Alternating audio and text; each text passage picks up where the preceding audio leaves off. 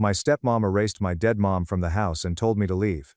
She didn't know I held the deed, a secret journal and a plan to ruin her.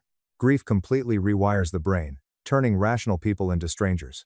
My father's grief-induced insanity was marrying Brenda 6 months and 2 days after my mother's breast cancer death. At 14, I still wore black to high school, woke up at night expecting to hear my mom's soft footsteps in the hallway, and found her auburn hair in my favorite sweaters.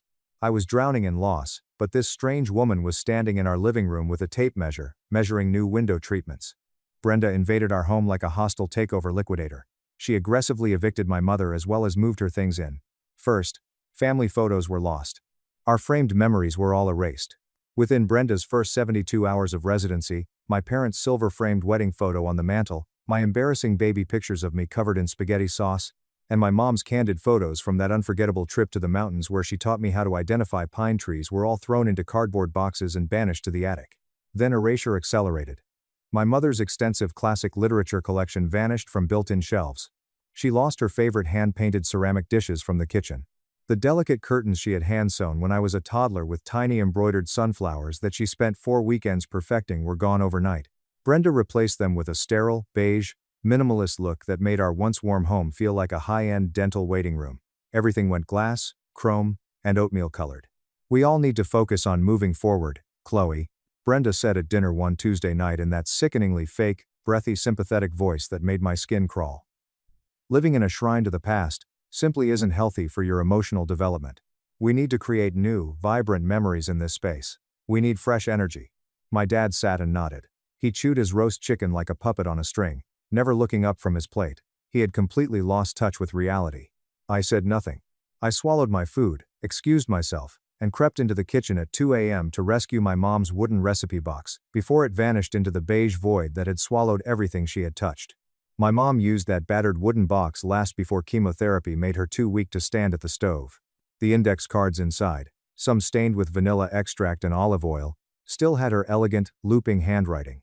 I sneaked it into my bedroom and hid it in my closet. Brenda's manicured claws weren't allowed near it. Small-scale passive-aggressive bullying and uncomfortable comments began. My dad would think I was a crazy teenager if I complained about it because it was subtle. That scares me about manipulative Brenda. They operate extremely strategically.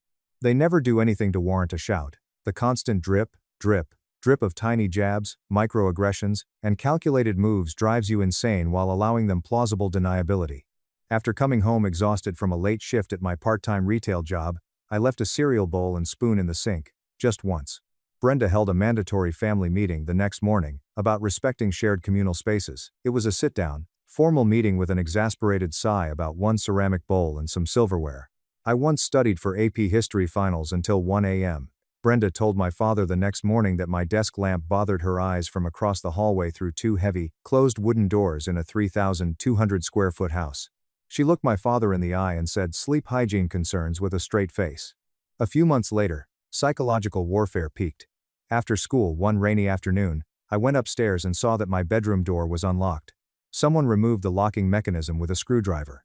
Hardware vanished like it never existed. Where my privacy was, the wood had a hollow, jagged hole. "Safety and privacy concerns," Brenda said calmly when I confronted her in the kitchen, her voice with that syrupy, artificial sweetness that made my teeth hurt. "We are a blended family now, Chloe. Healthy families do not lock doors. It is about fostering an environment of trust and absolute openness." I tasted copper after biting my cheek hard. I wanted to scream that healthy families don't systematically erase dead mothers like a bad dream, but I kept quiet. I quickly realized that surviving in this house meant being invisible. It required careful battle selection. I had to swallow 1,000 angry words I wanted to scream every day. Brenda's campaign against me intensified at 17. She lost her subtlety. She loudly complained that my presence made her anxious. She said my school and work schedule disrupted her daily routine. She told my dad, while I was in the next room, that she felt like a hostage in her own home. The pure irony of that last statement nearly made me laugh. My dad would rub his temples, sigh heavily, and pull me aside to ask if I could, please just try a little harder to get along with her. My father, who made me try harder with the woman who had thrown my mother's antique wedding china into a dumpster because the floral pattern clashed with her monochromatic color scheme. My mother's family had that china for 3 generations. It vanished one afternoon during a chemistry class. I started leaving the house every waking moment. I spent most of my time at the library, my best friend's house, or the corner coffee shop, drinking a black coffee, and doing homework until the baristas closed. Since home no longer felt like home, I went everywhere but there. I felt like I was entering enemy territory. I felt like an intruder in the house where I had taken my first steps, where my mom taught me to read chapter books, and where every corner held a vibrant, loving memory. Now every corner felt like a cemetery. Watching my dad passively accept it was the worst. Once my hero. He ran alongside my bicycle, holding the seat, stayed up until 3 a.m. helping me glue together a scale model of the solar system, and held me tightly while we sobbed on the living room floor the day Mom got her terminal diagnosis, promising we would survive. That man vanished. He had been replaced by a pitiful, hollow man who flinched whenever Brenda spoke and couldn't look me in the eye at dinner. The morning changed everything. Before taking the bus to school, I grabbed a travel mug of coffee from the kitchen at 6:30 a.m. Brenda sat at the marble kitchen island with an unfamiliar woman. Large architectural floor plans were unrolled and spread between them. Shiny business cards were scattered on the counter, real estate agent and interior designer, I realized. Once Chloe goes off to a university dorm in the fall, Brenda said, tapping her manicured fingernail against our house blueprints, we can finally gut that bedroom and convert it into a proper executive home office. The natural light in there is absolutely perfect for my Zoom calls. She mentioned my bedroom. In my room. The sewing room my mom loved, before she lovingly converted it into my nursery when she was pregnant. My childhood room. I got accepted into the local state university, I whispered from the doorway, breaking the quiet kitchen. Both jumped. Brenda turned toward me. I'm commuting to save money, I said, staring at Brenda. I'm going to be living at home. That kitchen cooled by 40 degrees. Brenda's face went through 6 different expressions: shock, confusion, disbelief, before settling on venomous rage. The interior designer was enthralled by her coffee cup and refused to look up. Brenda confronted me in the upstairs hallway outside my bedroom after school that afternoon. No longer was the syrupy mask on. No more phony warmth or family bonding. She told me, I think it is time we had a very honest, adult conversation, blocking my doorway. You need to understand something right now, Chloe. This is my home. I have been incredibly patient with you. I have bent over backwards to make this blended family work, but your continued presence here makes me deeply, fundamentally uncomfortable. You are 18 in a few months. I need you to start making other living arrangements. You are not staying here. I stood and watched her. This vile woman, who had spent 2.5 years erasing my dead mother and emotionally castrated my grieving father, was now telling me I was being kicked out of my mother's house. My dad's office door opened down the hall before I could respond. Out he went. Each word was heard clearly. This was his first time, not looking at the floor in years. Not to blend in with the wallpaper. He was staring at Brenda. Saying Brenda. His voice was different. It wasn't his usual mumble, flat, hard, and freezing. Whose name is actually on the deed to this house? Brenda's face lost color so quickly, I thought her knees would buckle. Stammered, well, obviously both of ours, but... Wrong, my dad said, echoing through the hallway. Just mine. The silence was suffocating. This was Sarah's house, Dad said. My mother's name haunted us in the stagnant air. We felt like she had appeared next to us. She left this house to me, in a trust, for our daughter. You are a guest in this house, Brenda. You have only ever been a guest. I never heard him address her like that. In the last 3 years, he had never challenged anyone, let alone the woman who controlled him. Brenda opened and closed her mouth like a fish suffocating on land, but made no sound. She finally whispered, But you said before we got married. I said a lot of stupid things, my dad snapped. I was drowning in grief. I wasn't thinking clearly. But that ends right now. Next morning, before school, I found a thick stack of legal documents on the kitchen counter. Thick stationery, legal jargon, lots of whereases and herebys, blue ink, and notarized seals made them look official. I reread the top pages twice to ensure my brain was processing the words correctly. My dad gave me 50% of the house legally. I became a co-owner of my massive childhood home at 17.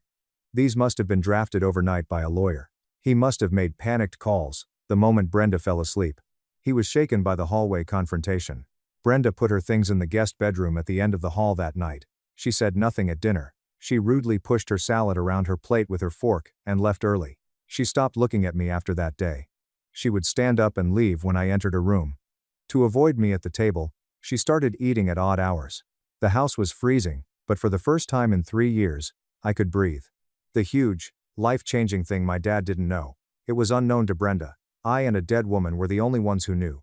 2 years earlier, Brenda forced me to clean out some junk boxes in the attic to make room for her winter wardrobe, and I found something in a taped-up box of old tax returns. It was journal. My mother's final year's diary.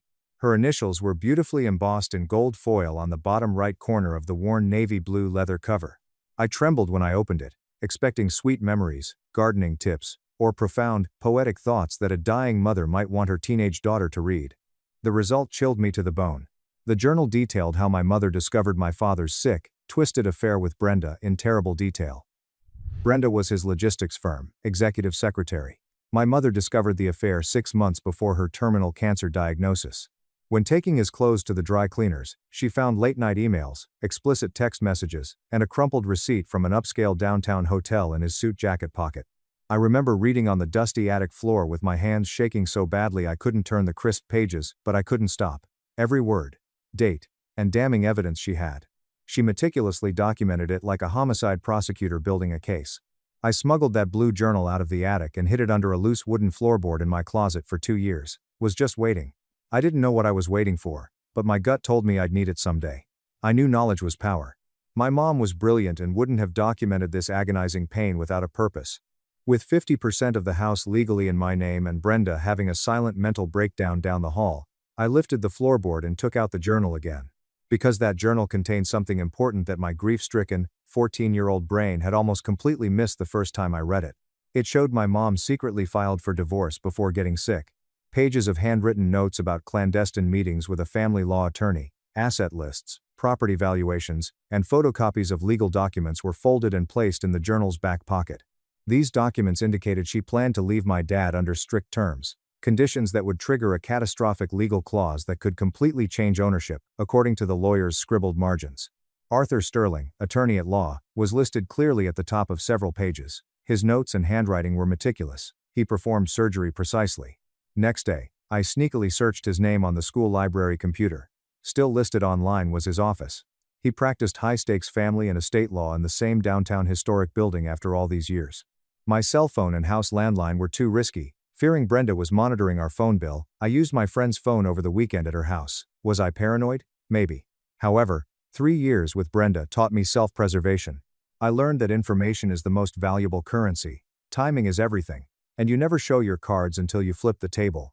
Law offices of Arthur Sterling, a receptionist said. I need to speak with Mr. Sterling, I shakily said. My name is Chloe Callahan. I am Sarah Callahan's daughter. I was on hold for under 30 seconds. A deep, raspy voice spoke when the line clicked back. Miss Callahan, said the voice. I thought the call had dropped due to the long silence on the other end. I heard him breathing. I could almost hear his brain gears turning. He said, I have been wondering when you would finally call, softly. His voice was calm and measured. Tell me. How much do you know? I said. Everything, gripping the phone so hard my knuckles turned white. I have my mother's blue journal. I have all of your notes. I know about the affair, and I know about the contingency plans. A longer, heavier pause. Can you come down to my office? Not today, I said quickly. Saturday morning. That is when my father plays his weekly golf game and my stepmother goes to her Pilates class. We need to talk in person. There are things I need you to explain to me. Saturday at 9 a.m., Arthur agreed. After hanging up the phone, I stood in my friend's kitchen with my heart pounding my ribs and blood rushing in my ears. Saturday. Cannot come fast enough. Saturday morning came, and I told my dad I was going to the mall with some schoolgirls to buy college dorm supplies. The standard, bulletproof, teenage excuse. Brenda locked herself in her guest room, nursing her ego and ignoring everyone. My dad barely looked up from his iPad as I left. Since that explosive hallway night, he avoided meaningful conversation with me. He couldn't look at me without excruciating guilt. Arthur Sterling's downtown financial district office was in a beautiful, historic building. Modern architecture doesn't have such opulent buildings. Brass fixtures were mirror polished. The lobby smelled like expensive lemon oil, old paper, and generational wealth. The elevator had a human operator and dark mahogany wood. I half expected to see men in three-piece tweed suits smoking cigars outside. A massive corner suite with floor-to-ceiling windows overlooking the county courthouse across the street was his top-floor office. Arthur Sterling, in his late 60s, had thick, striking white hair and a calm, unshakable demeanor that suggested he had seen the worst of human nature twice, and could never be surprised. Your mother was a truly exceptional, brilliant woman, Chloe, he said, inviting me to sit in a plush leather chair across from his massive oak desk. When she first came into this office with undeniable, documented evidence of your father's infidelity, she was emotionally devastated. It broke her heart. But Sarah was also incredibly practical. She was a realist. She knew that initiating a messy, protracted divorce would completely destroy her financially while she was simultaneously trying to fight aggressive breast cancer. The medical bills for her experimental treatments were already astronomical. She couldn't afford to fight a war on two fronts. So she stayed, I said. Not a question. She stayed, Arthur nodded slowly. But she was not naive, and she certainly was not a victim. She had me draft a series of ironclad legal documents that would ensure you were completely protected from your father's poor judgment. He took an enormous manila folder from a drawer and placed it on the desk between us. It landed hard.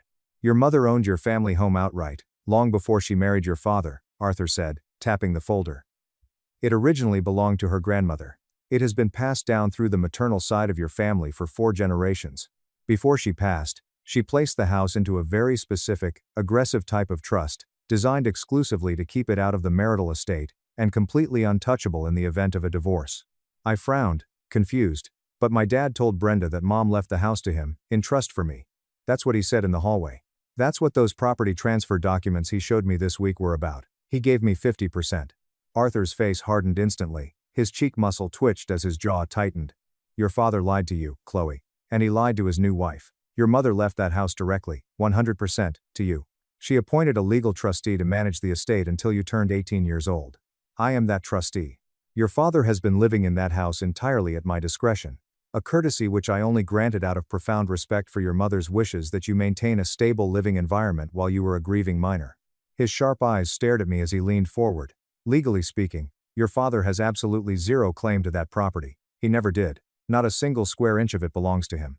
The room spun. To ground myself, I gripped my chair's thick leather arms. What are you saying? I am saying the house has been entirely yours since the exact second your mother drew her last breath, Chloe. That official-looking property transfer your father grandly presented to you this week? It is completely legally meaningless. It is essentially a piece of scrap paper. He cannot legally transfer 50% of an asset he does not, and never did, own. I sat back, my mind racing to process this revelation. 2.5 years of cautious walking, 2.5 years of home invasion terror. Over 2.5 years, Brenda slowly erased my mother's existence while my dad played the victim. Does he know? I whispered. Does he know that he doesn't own it? He knows, Arthur grimaced. I sat him down in this very office, and told him explicitly at the reading of the will shortly after the funeral. He chose to completely ignore reality, desperately hoping you would never find out. He was praying you would just blindly go off to a faraway college dorm and never look too closely at the estate paperwork. Arthur leaned on the polished wood desk to me. This is everything. The original deed, the airtight trust documents, certified photocopies of your mother's journal entries, irrefutable documentation of the affair with Brenda, and comprehensive financial records showing exactly how your father has been grossly mismanaging funds that were legally supposed to be preserved for your future. I shook violently to open the heavy folder. I found highlighted bank statements showing that my dad had aggressively withdrawn large amounts of money from my mom's personal accounts in the weeks before she died while she was medicated. He bought Brenda diamond jewelry and designer handbags while my mom was in a hospital chair getting chemotherapy. Their flirtatious emails were printed, making my stomach churn. Arthur whispered, "There is more," watching my face. Your mother had a separate, private life insurance policy. The payout was $650,000. It was explicitly earmarked to go into an educational and living trust fund for you. Your father illegally cashed it out using forged documents and used every single penny to pay off his failing logistics business's massive debts and fund his new lifestyle with Brenda. I lost my 3-year-old rage. A cold, precise, terrifying rage replaced it instantly. Not teenage angst anymore. A calculated, absolute desire for destruction. I asked, "What can I do?" With terrifying calm. "Legally?" Arthur reclined. "You can have them both evicted from the premises today. You are 17. But as the sole legal property owner with documented, sworn trustee approval, you have the absolute right to remove them. Or, you can wait exactly 4 months until your 18th birthday, the trust dissolves, and you can handle it yourself with full, unquestionable legal autonomy. Either way, they have absolutely no leg to stand on. If your father tries to fight it, I will personally bury him in criminal embezzlement charges regarding the life insurance fraud." I was quiet for a while. Brenda was probably texting her friends in the guest room, planning her next passive-aggressive move to force me out of my house. I thought about my dad's pathetic, fake property transfer, his cowardice, his complicity, and their repugnant attempt to erase my beautiful mother while living in her family's house, spending her stolen money, and sleeping in her bed. I slowly said, "I want to wait," staring Arthur dead in the eye. "I want to wait until I am officially 18, but I want every single legal document drafted, finalized, and ready to be executed the exact morning of my birthday. Arthur Sterling grinned. Not a friendly smile. The shark's dangerous smile came from smelling blood in the water. I was very much hoping you would say that, Chloe. I gave a lifetime performance over 4 months. I played the perfect, quiet, pleasing, invisible daughter. Every wicked stepmother wants a compliant teenager like me. Yes, Brenda. No, Brenda. Brenda. Say whatever. Brenda, let me wash your dishes. It exhausted me mentally and physically. It felt like acting in a terrible play every day. But I focused on the goal. 4 months was nothing. I could handle 16 more weeks of playing nice, while the dynamite fuse burned down to the explosive after nearly 3 years of Brenda's psychological warfare. I worked extra shifts at a downtown independent bookstore and started saving every penny. Arthur helped me open a new bank account at a different bank across town. Only cash deposits. No paperwork. Nothing my father could track, monitor, or question. I ensured perfect high school grades, perfect attendance, completed every assignment with extra credit. With my guidance counselor's enthusiastic help, I applied to the local state college. I said all the right, predictable things about my future. I forced myself to chew at family dinners while Brenda talked about her interior design plans and Pilates class. I meticulously built a bulletproof paper trail of modeling good behavior. I wanted something that would look perfect to a judge if my father questioned my character or mental stability. Since the hallway incident, home life had changed drastically. Brenda rarely left the guest room, except for meals, or to leave. Her constant commentary on me had stopped.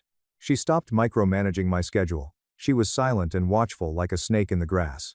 My dad roamed the house like a Victorian ghost. He seemed to be finally facing his crushing guilt. I saw him staring blankly at Mom's old photos in the living room a few times. He never asked where I hid the trash-rescued photos. He never admitted Brenda's damage to Mom's memory. He gently knocked on my bedroom door one cold January night, 2 months before my 18th birthday. He softly asked, "Can we talk, Chloe?" It was quiet when I let him in. He sat heavily on my bed, looking 10 years older than ever. He appeared smaller and deflated. "I know I failed you," he said, looking at his hands.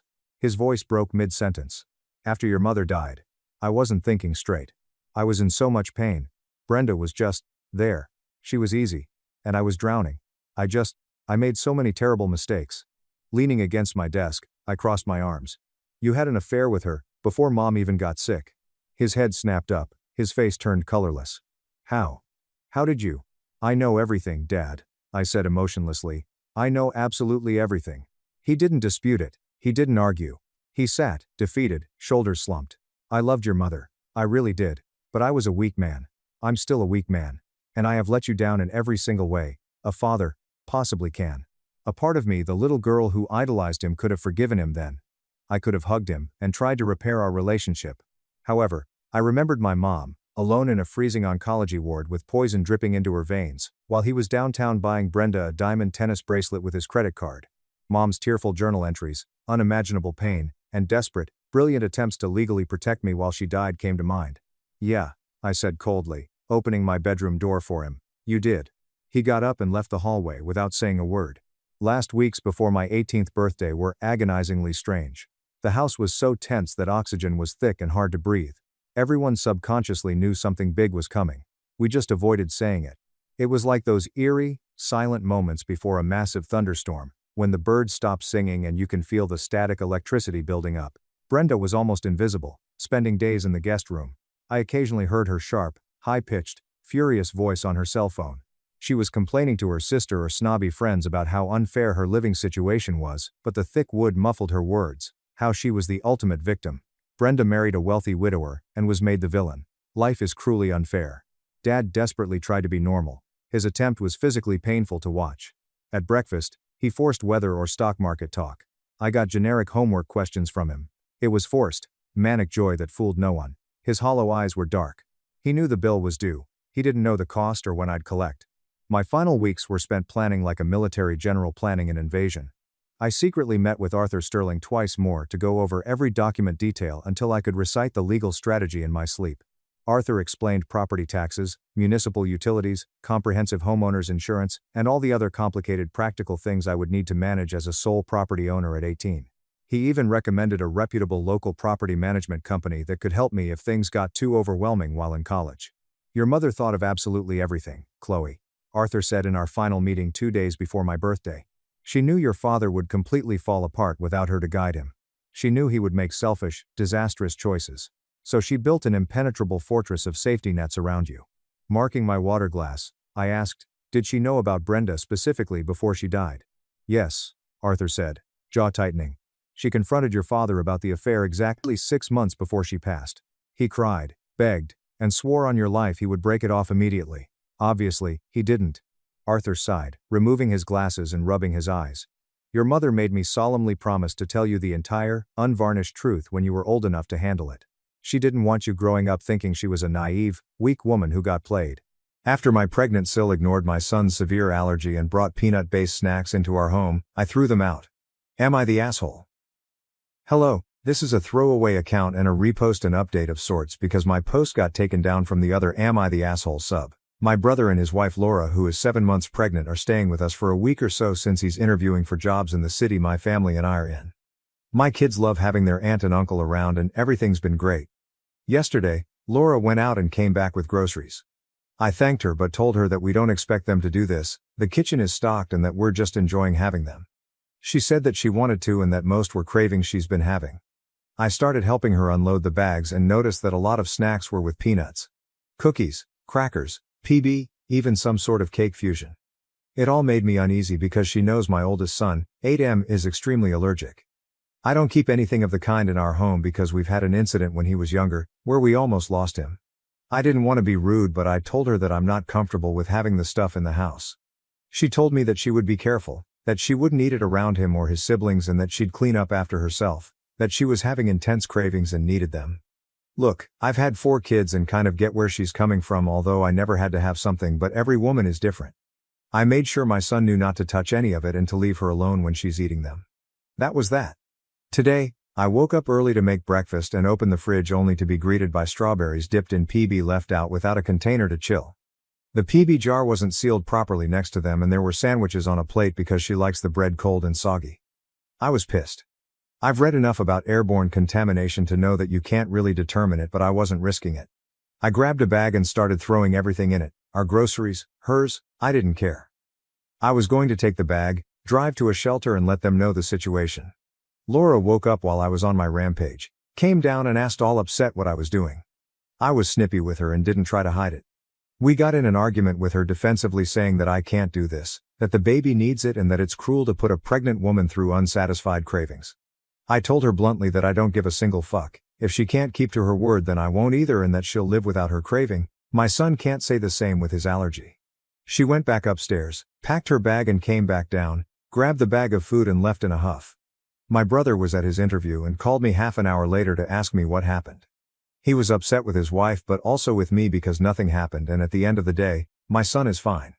I told my husband when he came back from work and he's completely on my side. AITA, mini update. Like some people had predicted in the comments on the other sub, Laura did go straight to my family and started complaining. She hadn't twisted anything, told them the full honest story and my mother was livid. She called me panting like she ran a marathon after she berated Laura to make sure my son is okay, so I can only imagine the riot act she read to her. Apparently, even my stepdad gave Laura one of his disapproving frowns. My brother came back in the evening to get his stuff since Laura had only packed hers for some reason. He apologized for what she did and said that he'll have a chat with her once she's calmed down. She's been inconsolable. He told me that she's been crying since she left my mom's house and that she now feels unwelcome and unloved in our family and he blames me for it. My husband butted in and told him that it's enough.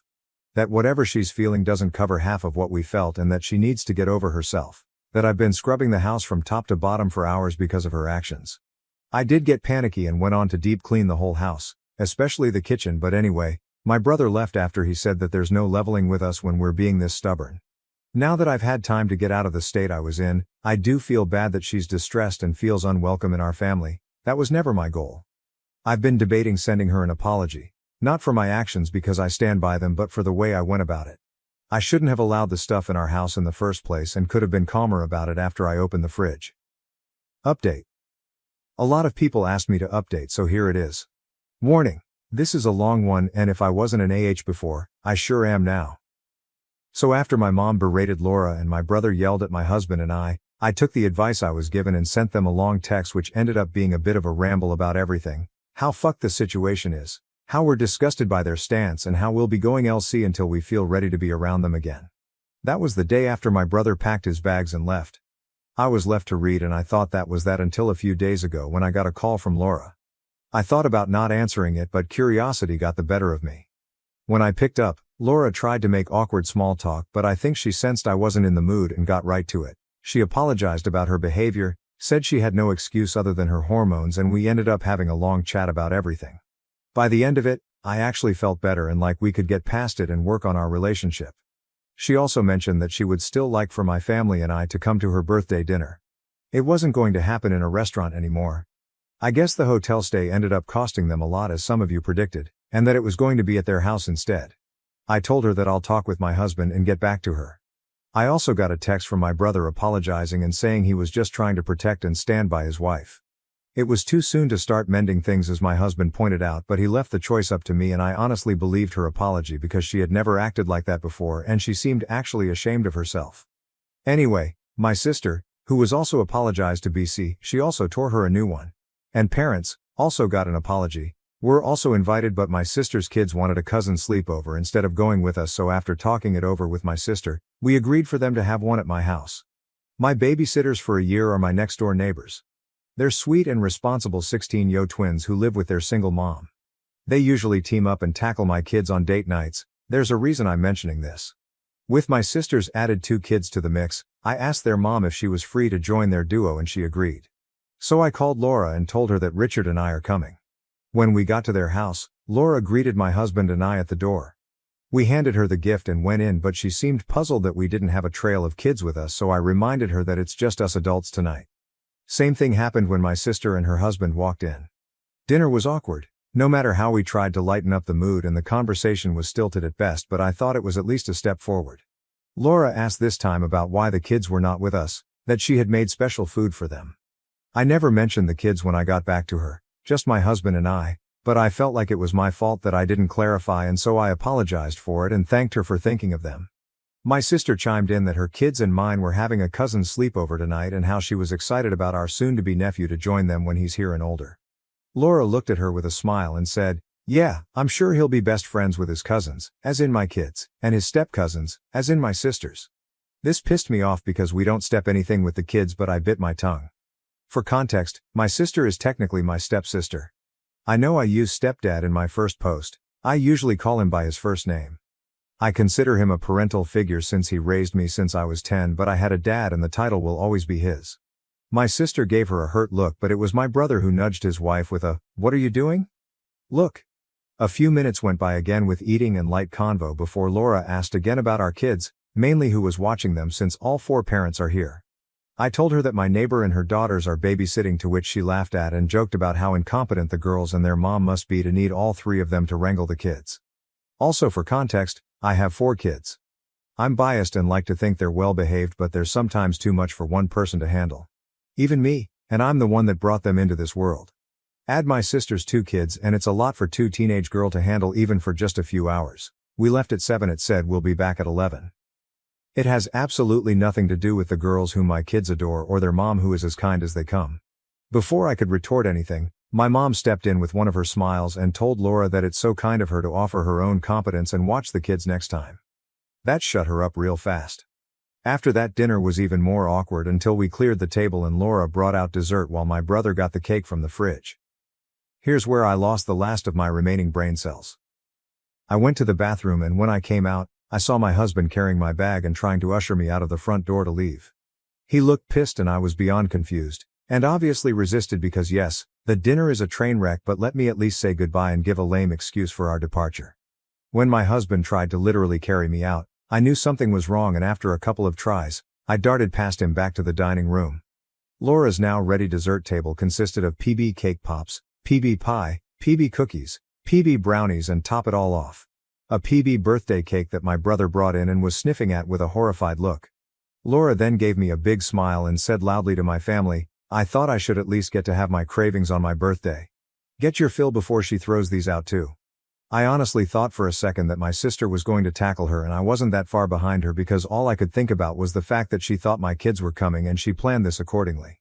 I felt so guilty for allowing the stuff in our house the last time, and if my sister's kids hadn't wanted the sleepover, I was going to walk my son into danger a second time.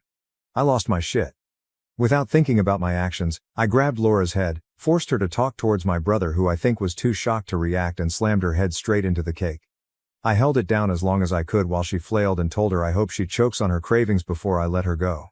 I honestly wanted to go for the pie too, but I had embarrassed myself enough by acting like that in the first place, so I told my brother that I'm done with both him and his wife, and if they try to contact me or my family again, I'm filing for a protective order. Then I let my husband lead me out.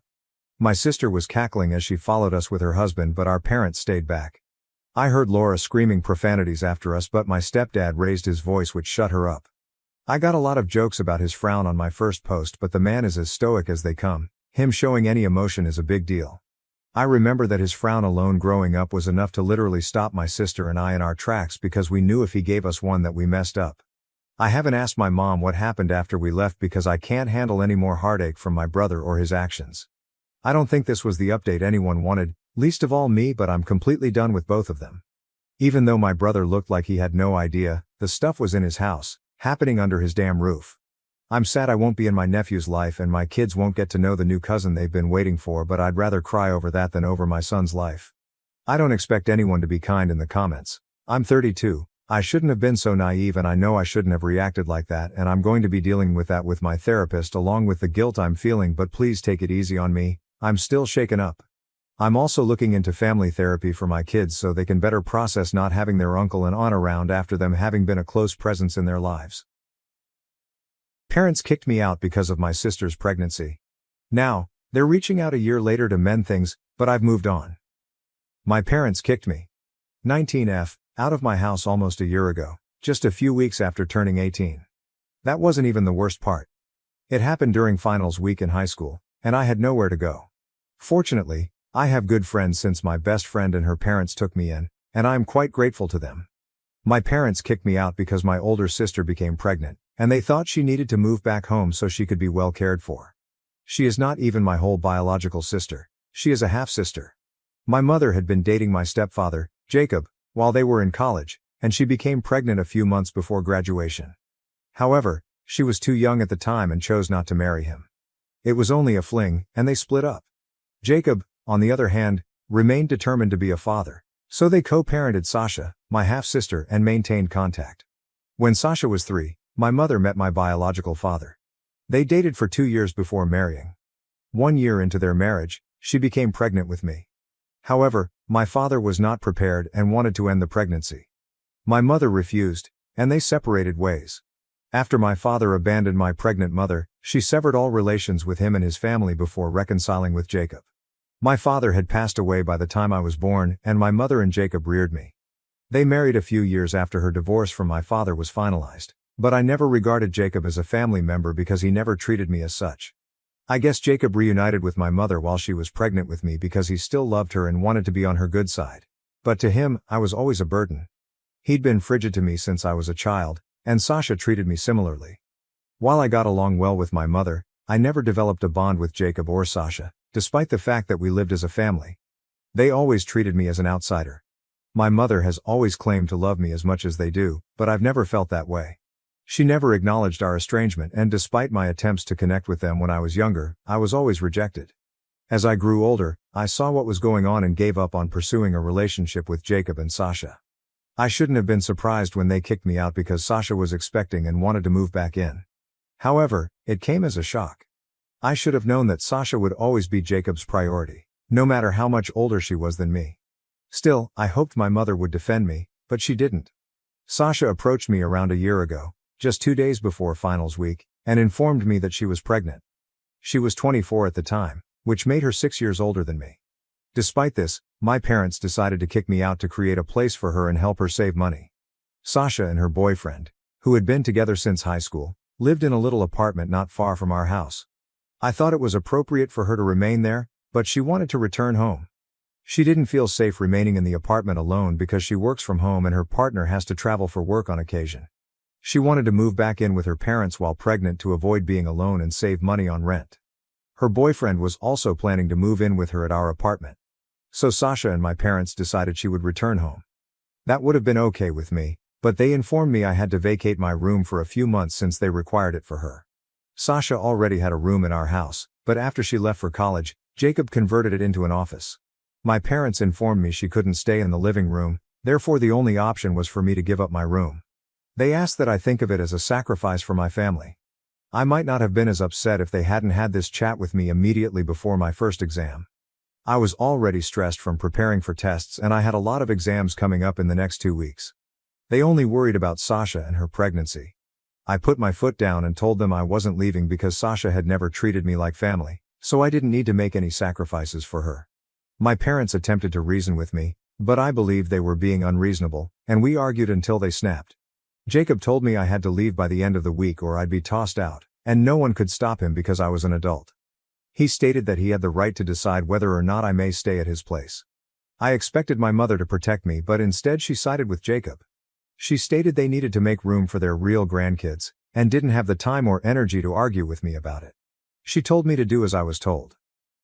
My mom's use of the word real grandkids reaffirmed what I had already felt and known for years.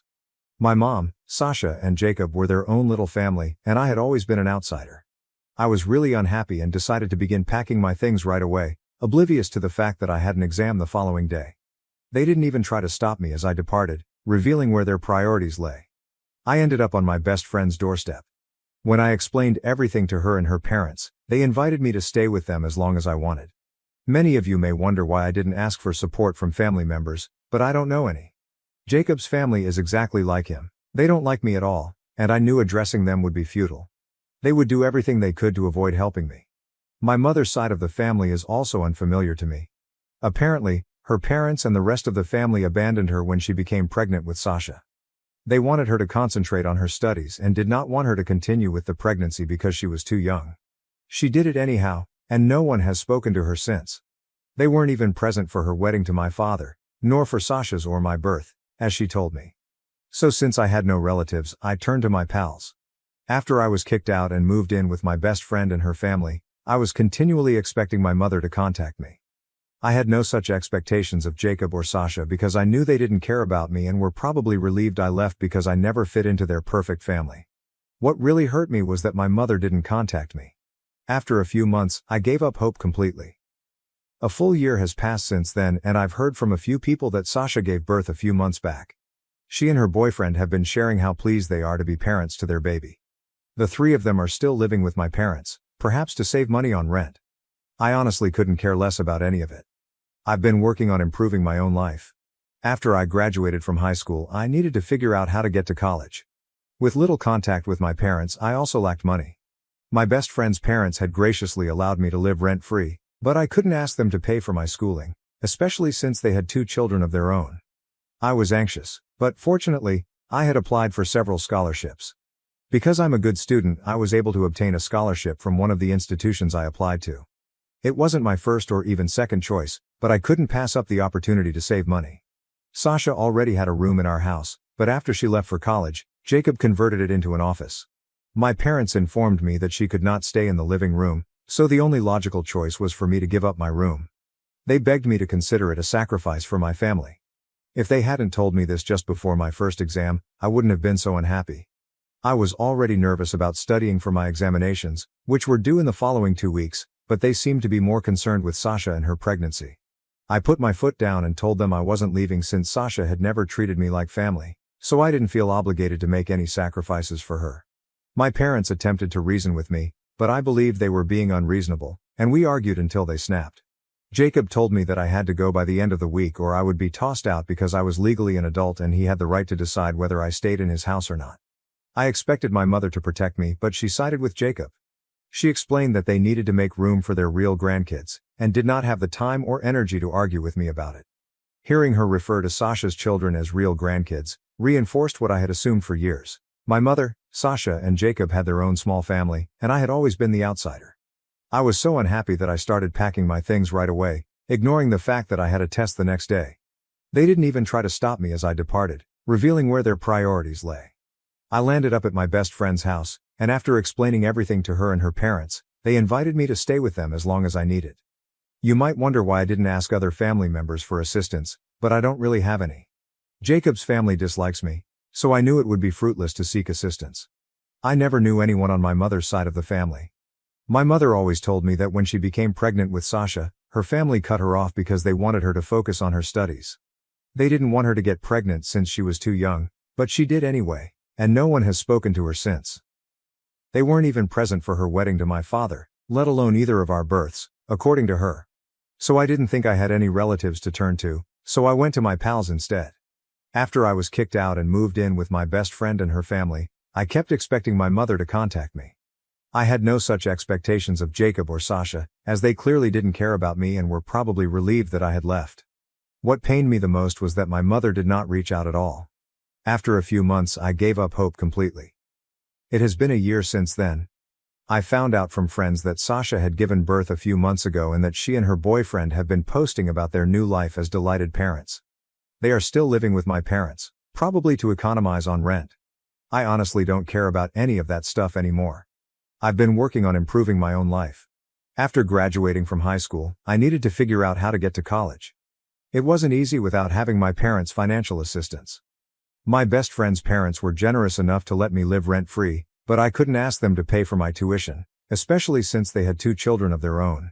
I was apprehensive, but thankfully, I had applied for numerous scholarships, and because I was a brilliant student, I was awarded one. It was not my first or even second choice of education, but I couldn't pass up the opportunity to save money. The scholarship covered 60% of my tuition.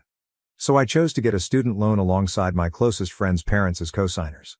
I promised them that they wouldn't have to worry about repaying the debt because I would work while studying and pay it off myself. That is what I have been doing.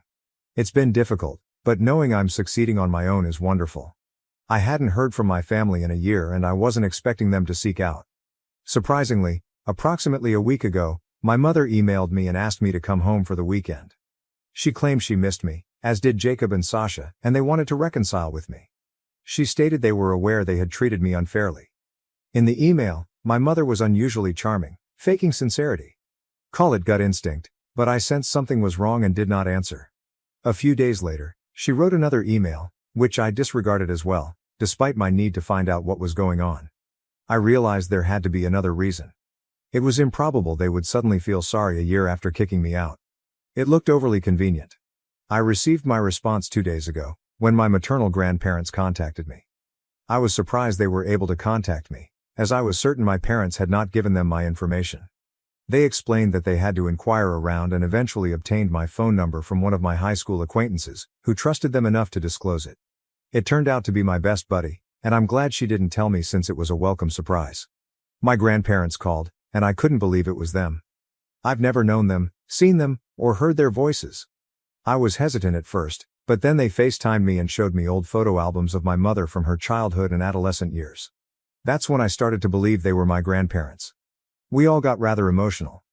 I'm not sure why, but I just did. We began talking, and I shared details about my life. I tried to avoid talking about my parents, but it was pointless because they already knew everything. They claimed that one of the main reasons they had not contacted me before was because of my parents. They recently discovered the truth, which prompted them to contact us. I was perplexed.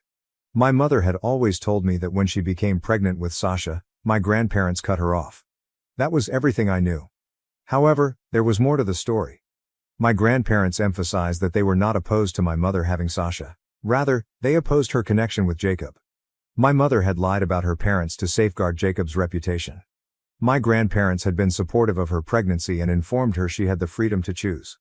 However, they did not approve of Jacob because he was a well-known addict. They had all grown up in the same area, attended the same high school, and even went to the same college, so my grandparents were well aware of Jacob's background. They promised my mother that they would financially assist her during and after the pregnancy, but only if she broke up with Jacob. They didn't want him to influence her. After much thinking, my mother ended their relationship because Jacob couldn't get his life in order.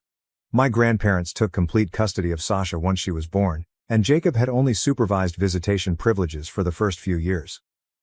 Jacob eventually finished his degree and became clean, but he relapsed every several months, so my grandparents never trusted him completely.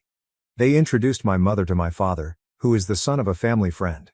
After a few years of seeing one another on and off, my mother married him because she had given up hope that Jacob would ever recover. But it appears she has never completely moved on from Jacob. A year into her marriage, she began an affair with him and became pregnant again. At that time, my mother had to tell my father about the affair since she couldn't picture her life without Jacob. Now that she was pregnant, she needed to tell him the truth. Her infidelity was the reason she got a divorce from my father and later married Jacob. So everything Mom said about my father's opposition to having me was a lie. After I was born, many paternity tests were performed, and I was happily not Jacob's child. I was, in fact, my biological father's daughter, which was a relief because I had no desire to be Jacob's biological daughter. My father even had partial custody of me for a period, although I scarcely remember it because it was so long ago. Unfortunately, my biological father died in a vehicle accident when I was 7 months old, allowing my mother to lie to me for the remainder of my life. My father's side of the family refused to have anything to do with me after his death, which was convenient for my mother.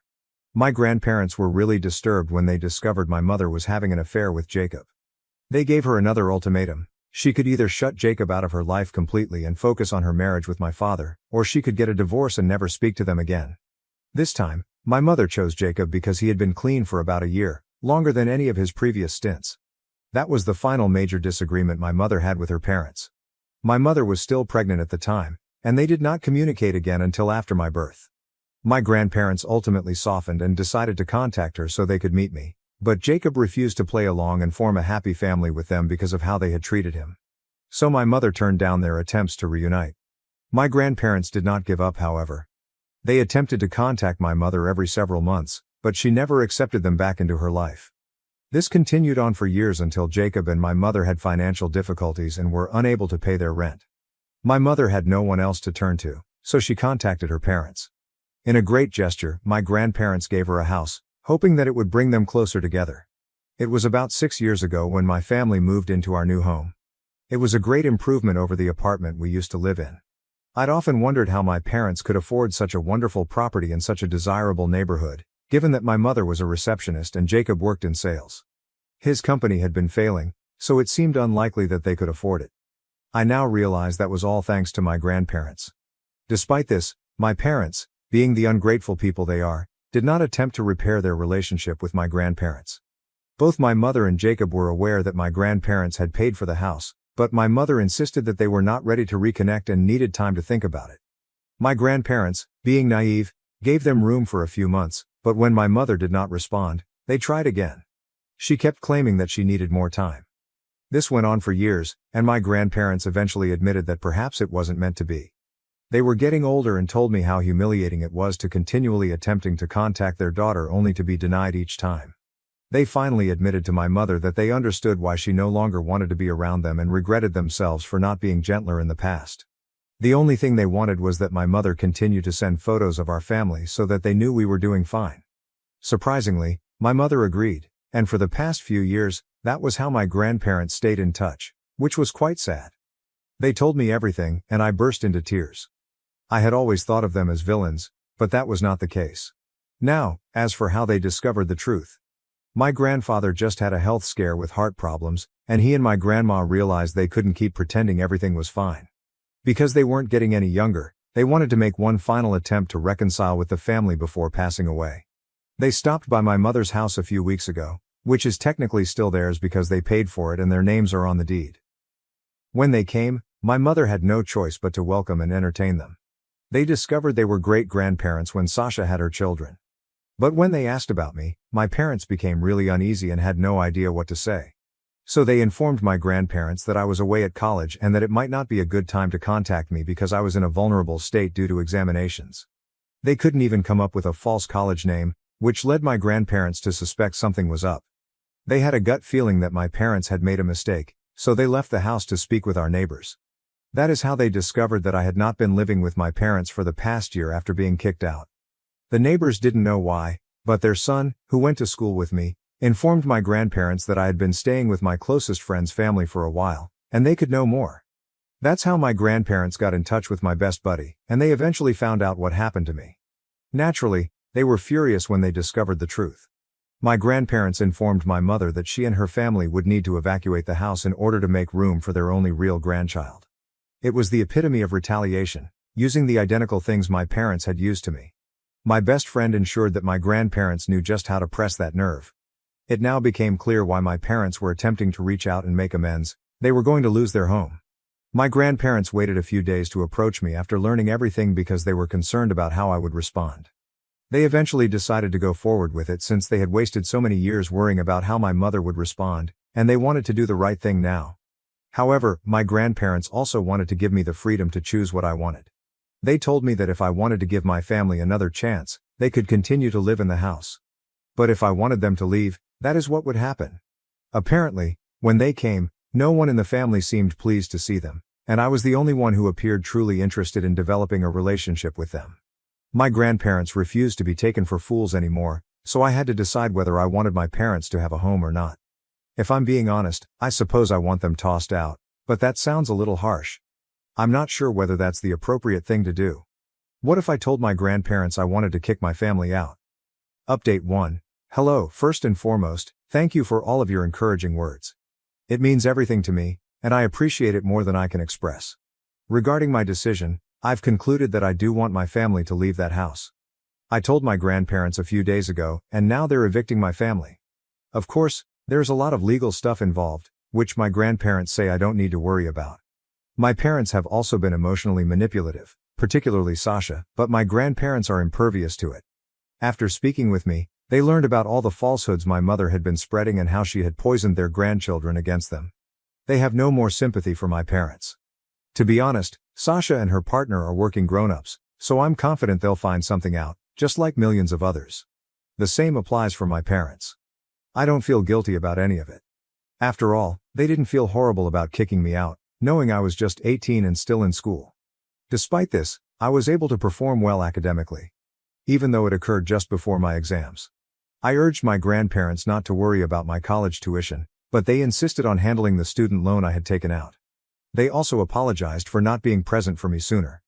We have a lot to talk about and make up for, but everything is going great right now.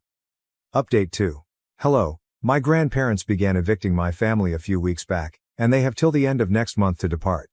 My mother is not pleased about it. She felt compelled to inform me, writing an email a few weeks ago in an attempt to regain my trust and heal things, most likely so her parents wouldn't kick her out. The email was quite different from the one I had received before. This one was full of swear words, saying she wished she hadn't given birth to me. She even said she wishes I had been in the vehicle accident with my father, so we might both have died. So that's my mom for you. But it no longer bothers me since, to me, she is not family. If I'm being honest, my only family now consists of my grandparents, my best friend, her parents, and a few relatives whom my grandparents are introducing me to. My mother broke them off long ago since she didn't want anything to do with her family. It's an unusual scenario, but I'm adjusting. Update 3. Hello, the holidays have just begun, and I'm back home in my old house. It feels strange to be here, but my grandparents have been living in the house since my family departed, and they've done an excellent job of renovating it. Even my room seems like home again. We'll be throwing a Thanksgiving dinner shortly, and we've invited some family members, my best friend, and her parents. I feel like my life is finally getting back on track. I'm very happy, and I wish I could stay this way forever.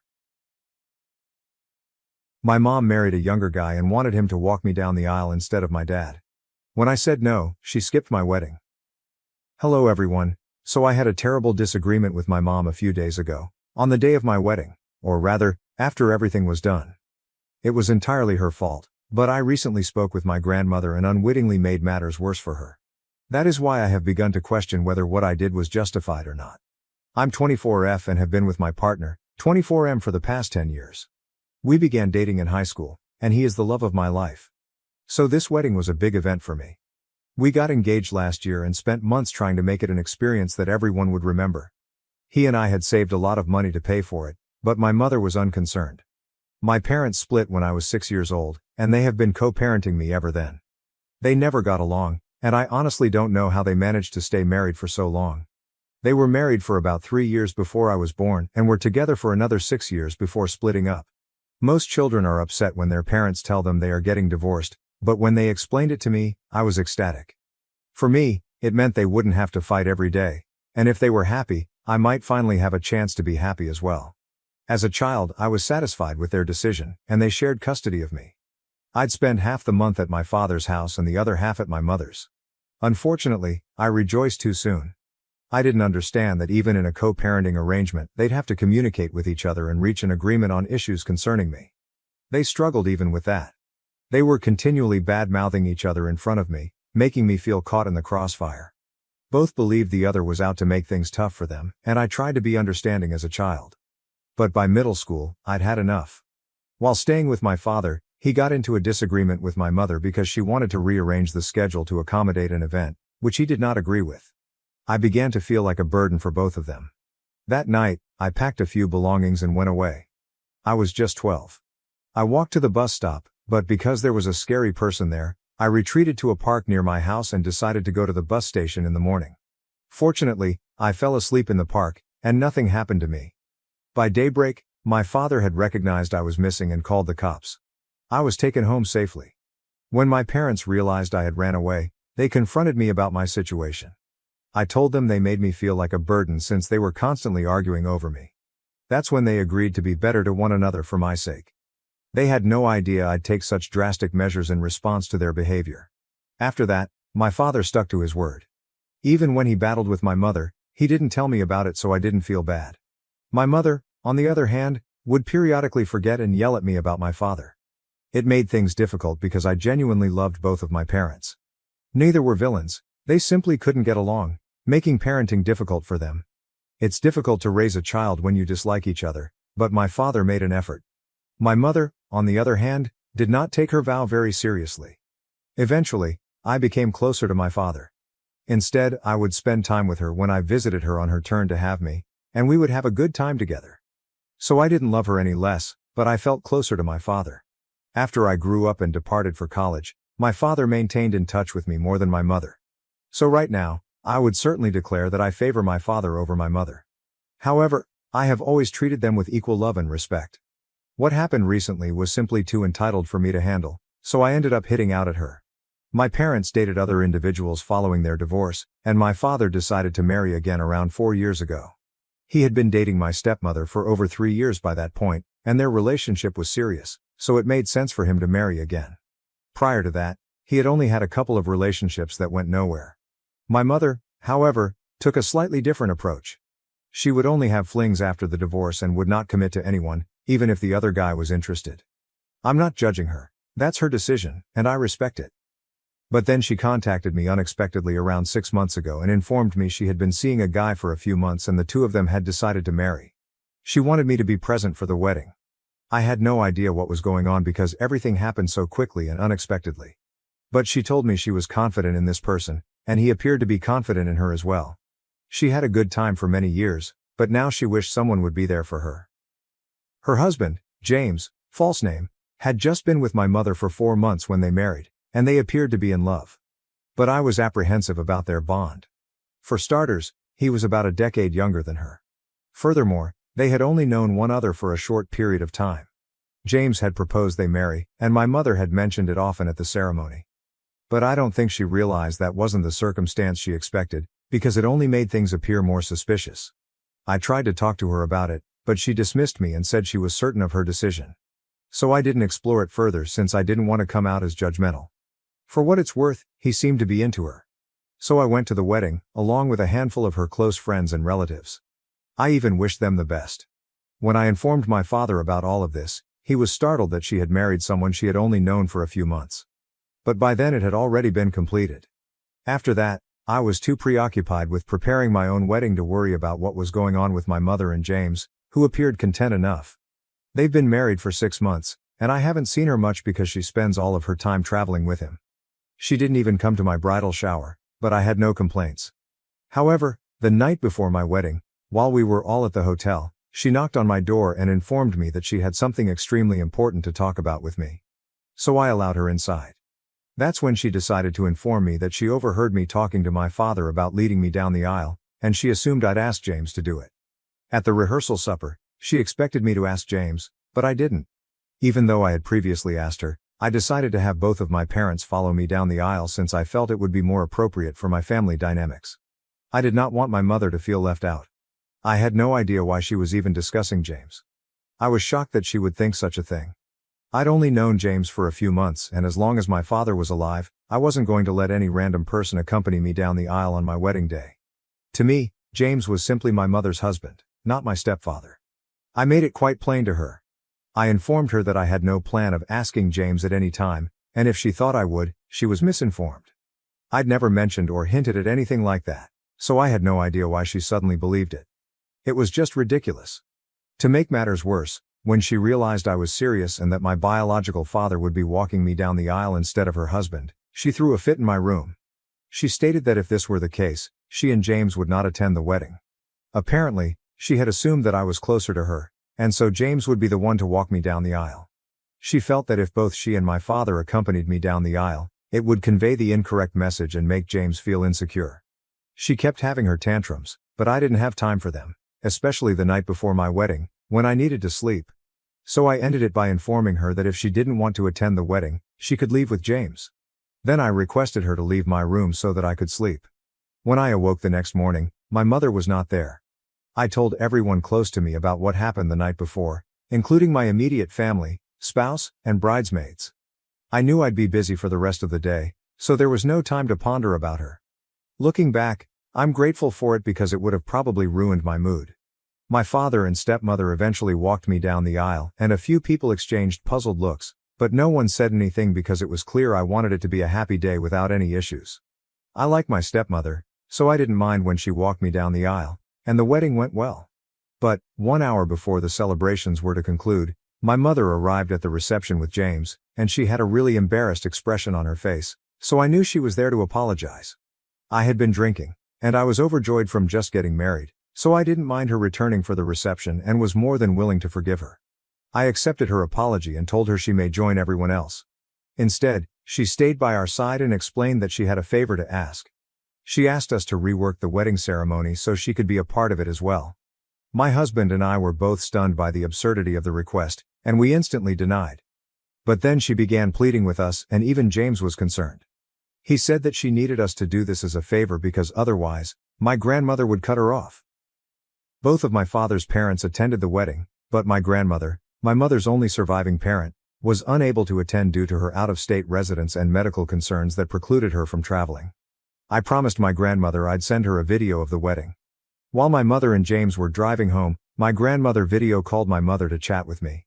That's when my mother realized she had made a mistake, and she was now worried about what her mother would think about her actions during my wedding. That's why she asked me to recreate the ceremony so she could be a part of it and my grandmother wouldn't find out what occurred. My mother honestly thought it was a reasonable answer because the venue was still paid for, the decorations were up and the majority of the guests hadn't left yet. But I held firm and informed my mother that she chose to leave the previous night and it was her fault. I was not going to restart my wedding only to correct her mistake. She began arguing, insisting that we do things her way so that her mother would not cut her off. My grandmother loves family relationships, and the only reason she couldn't go was health. If she found out my mother had done anything so dumb, she would not hesitate to cut her off. Because I am her only grandchild and she cherishes me, everyone knew she would be devastated if she found out what my mother had done. That's why my mother was so determined to resolve the matter before my grandmother found out. I wasn't in the mood for a battle with my mother, and my grandmother kept attempting to video call her. So I phoned my maid of honor, took my phone from her, and before my mother could say or do anything, I FaceTimed my grandmother to tell her the truth. I had had enough of my mother's moaning.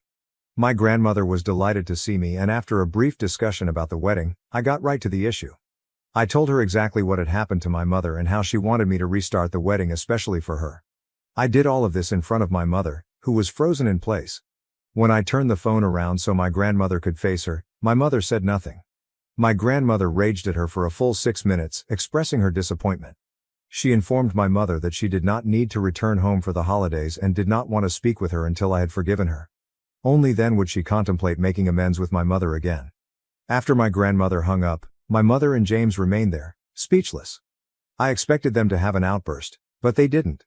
They simply went after a few minutes without saying anything, which was ideal because throwing a tantrum would have wrecked the rest of the reception. We decided not to talk about my mother or James for the remainder of the evening so that they would not ruin it for us. My grandmother called the day after the wedding, after we had returned home, to discuss all that had happened. She revealed that she had been having problems with my mother for some months as a result of her decision to marry James. My grandmother had been extremely opposed to my mother's fast marriage from the start because they had only known each other for a few months. She didn't think it was wise for my mother to rush into a marriage like that, which made sense. But my mother paid no heed to her. They didn't talk for a few months after the wedding because my grandmother called it a bad decision, and my mother took offense. After a few months, My mother apologized and went to visit my grandmother with James to make things right. Despite my grandmother's kindness, James remained apart from her. He pretended he was too good to converse with her, rejecting all of her attempts to get to know him. This gave my grandmother a negative impression of him, and she began to dislike him even more after that visit. She told my mother about her fears, and they argued throughout the last few months. My mother kept playing the same card, claiming that her parents thought my father was the appropriate guy for her, but marrying him proved to be the worst mistake of her life.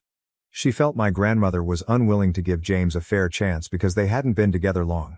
My grandmother believed she had given him a fair chance, emphasizing that her problems were with the hasty nature of the marriage, not James as a person. However, James took it personally and continued his attitude, resulting in increased tension. Things had been strained between my mother and grandmother for months, and the recent FaceTime call on the day of my wedding was the final straw for my grandmother. She couldn't believe my mother skipped my wedding simply because I refused to let James lead me down the aisle. We had no idea whether James or my mother had come up with this concept, but it made no difference. My mother chose to miss my wedding, then pretended it never happened and wanted me to recreate everything so my grandmother would not find out. After discussing it, my grandmother and I understood that my mother had taken both of us for granted. We resolved not to speak with her for a few months until we were ready to forgive her or she really apologized. My grandmother wrote a message to my mother on our behalf, asking her not to contact us until we were ready to communicate and hoping she would respect that. I thought this was a decent answer, but my mother began blaming me for everything. She wrote me nasty messages last night, claiming that it was my fault that her own mother was not speaking to her. She remarked that if I didn't want to redo the wedding, I could have simply said so, which I did several times. She accused me of intentionally escalating the situation by involving my grandmother. She felt that I didn't need to tell my grandmother and give her more reasons to be furious with her. My mother thought I was ganging up on her by recruiting my grandmother, and she thought it was unjust. She did not think I should have dragged my grandmother into our argument. I think she's simply whining, but she could have a point. Is it my fault for bringing my grandmother into this conflict with my mother? Update 1. Thank you to everyone who provided positive comments on my post. I've decided to block my mother and end this nonsense. I don't need to put up with her conduct anymore. She's been acting strangely since she started dating James, and I don't need such negativity in my life. My husband and I are heading to Paris for our honeymoon next week, and I want to enjoy ourselves without worrying about my mother. Blocking her means that I don't hear from her throughout this period. I've always tried to treat Mom with the same love and respect that I've shown my father, but after all of this, I no longer feel bound to do so. My father has always treated me better, so I don't think it's wrong to stop treating her equally. I discussed everything with my grandmother, father, and husband, and they all believe that barring her is the proper decision. Most of them say I should have blocked her a long time ago, perhaps on the day of the wedding itself. But I delayed because it was difficult for me to let go of the concept of having a nice relationship with my mother. It now has to be completed. I can't let her treat me this way and get away with it, and I'm going to make sure I put my foot down now. Update 2. Hello everyone. Well, my hubby and I are departing for our honeymoon tomorrow. I must have told it to my mother at some point, as she appeared to remember. I'm not sure how I feel about what just transpired, but I'm going to post it here because I feel compelled to keep you all informed. In my previous update, I noted that I had blocked my mother everywhere, so she sent an email to my work email address, which I had not blocked. I didn't expect her to contact me there, so I was thrown off guard. I had intended to delete the email, but curiosity got the better of me, and I ended up reading it with my spouse. We both felt strange at the conclusion because my mother expressed her love for me and apologized for her recent actions in the email. She explained that the only reason she wanted James to lead me down the aisle was because he insisted. She claimed it was not her idea and even attempted to postpone the wedding for a few months to get to know him better. James put pressure on her, and the night before the wedding, he twisted her into believing that if my father walked me down the aisle instead of him, people would misinterpret it. She supported him throughout the email because she loved him, but she also expressed regret over everything. She felt torn between James and her family, and she could now relate to how I felt as a child of divorce. She acknowledged James's tendency to be controlling, but she didn't mind it. After chatting for a few days, they both agreed that his domineering nature had produced problems in the family. He committed to work on it, and she pledged to stand up for herself rather than be a doormat. She closed the email by wishing us well and expressing her want to reconnect once we returned from our honeymoon. What worries me isn't the apology, it's that James might not be the appropriate guy for my mother. Although she stated that they will work on it, the way she characterized James gave me the impression that something was wrong and that she was covering for him. My husband and I are going tomorrow. so we cannot deal with this right now. We decided to let her handle the situation. I notified my father, who, regardless of his feelings for my mother, would never harm her since he is a wonderful person. I also told one of her closest friends, whom she has known since childhood, and I'm convinced she would not gossip. With her friend and my father informed, I feel certain that my mother will be cared for and that I will be able to enjoy a worry-free honeymoon. Update 3. Hello, this is going to be a brief update. I last posted an update around 4 months ago, just before leaving for my honeymoon.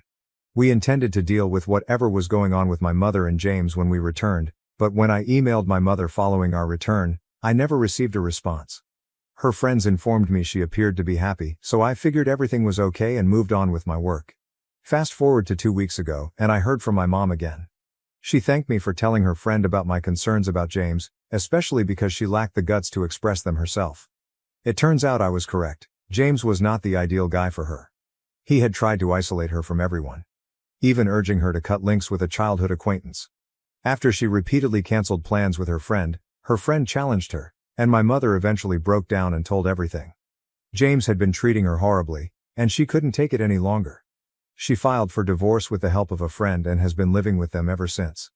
My mother thanked me for looking out for her and informing her friend about my concerns.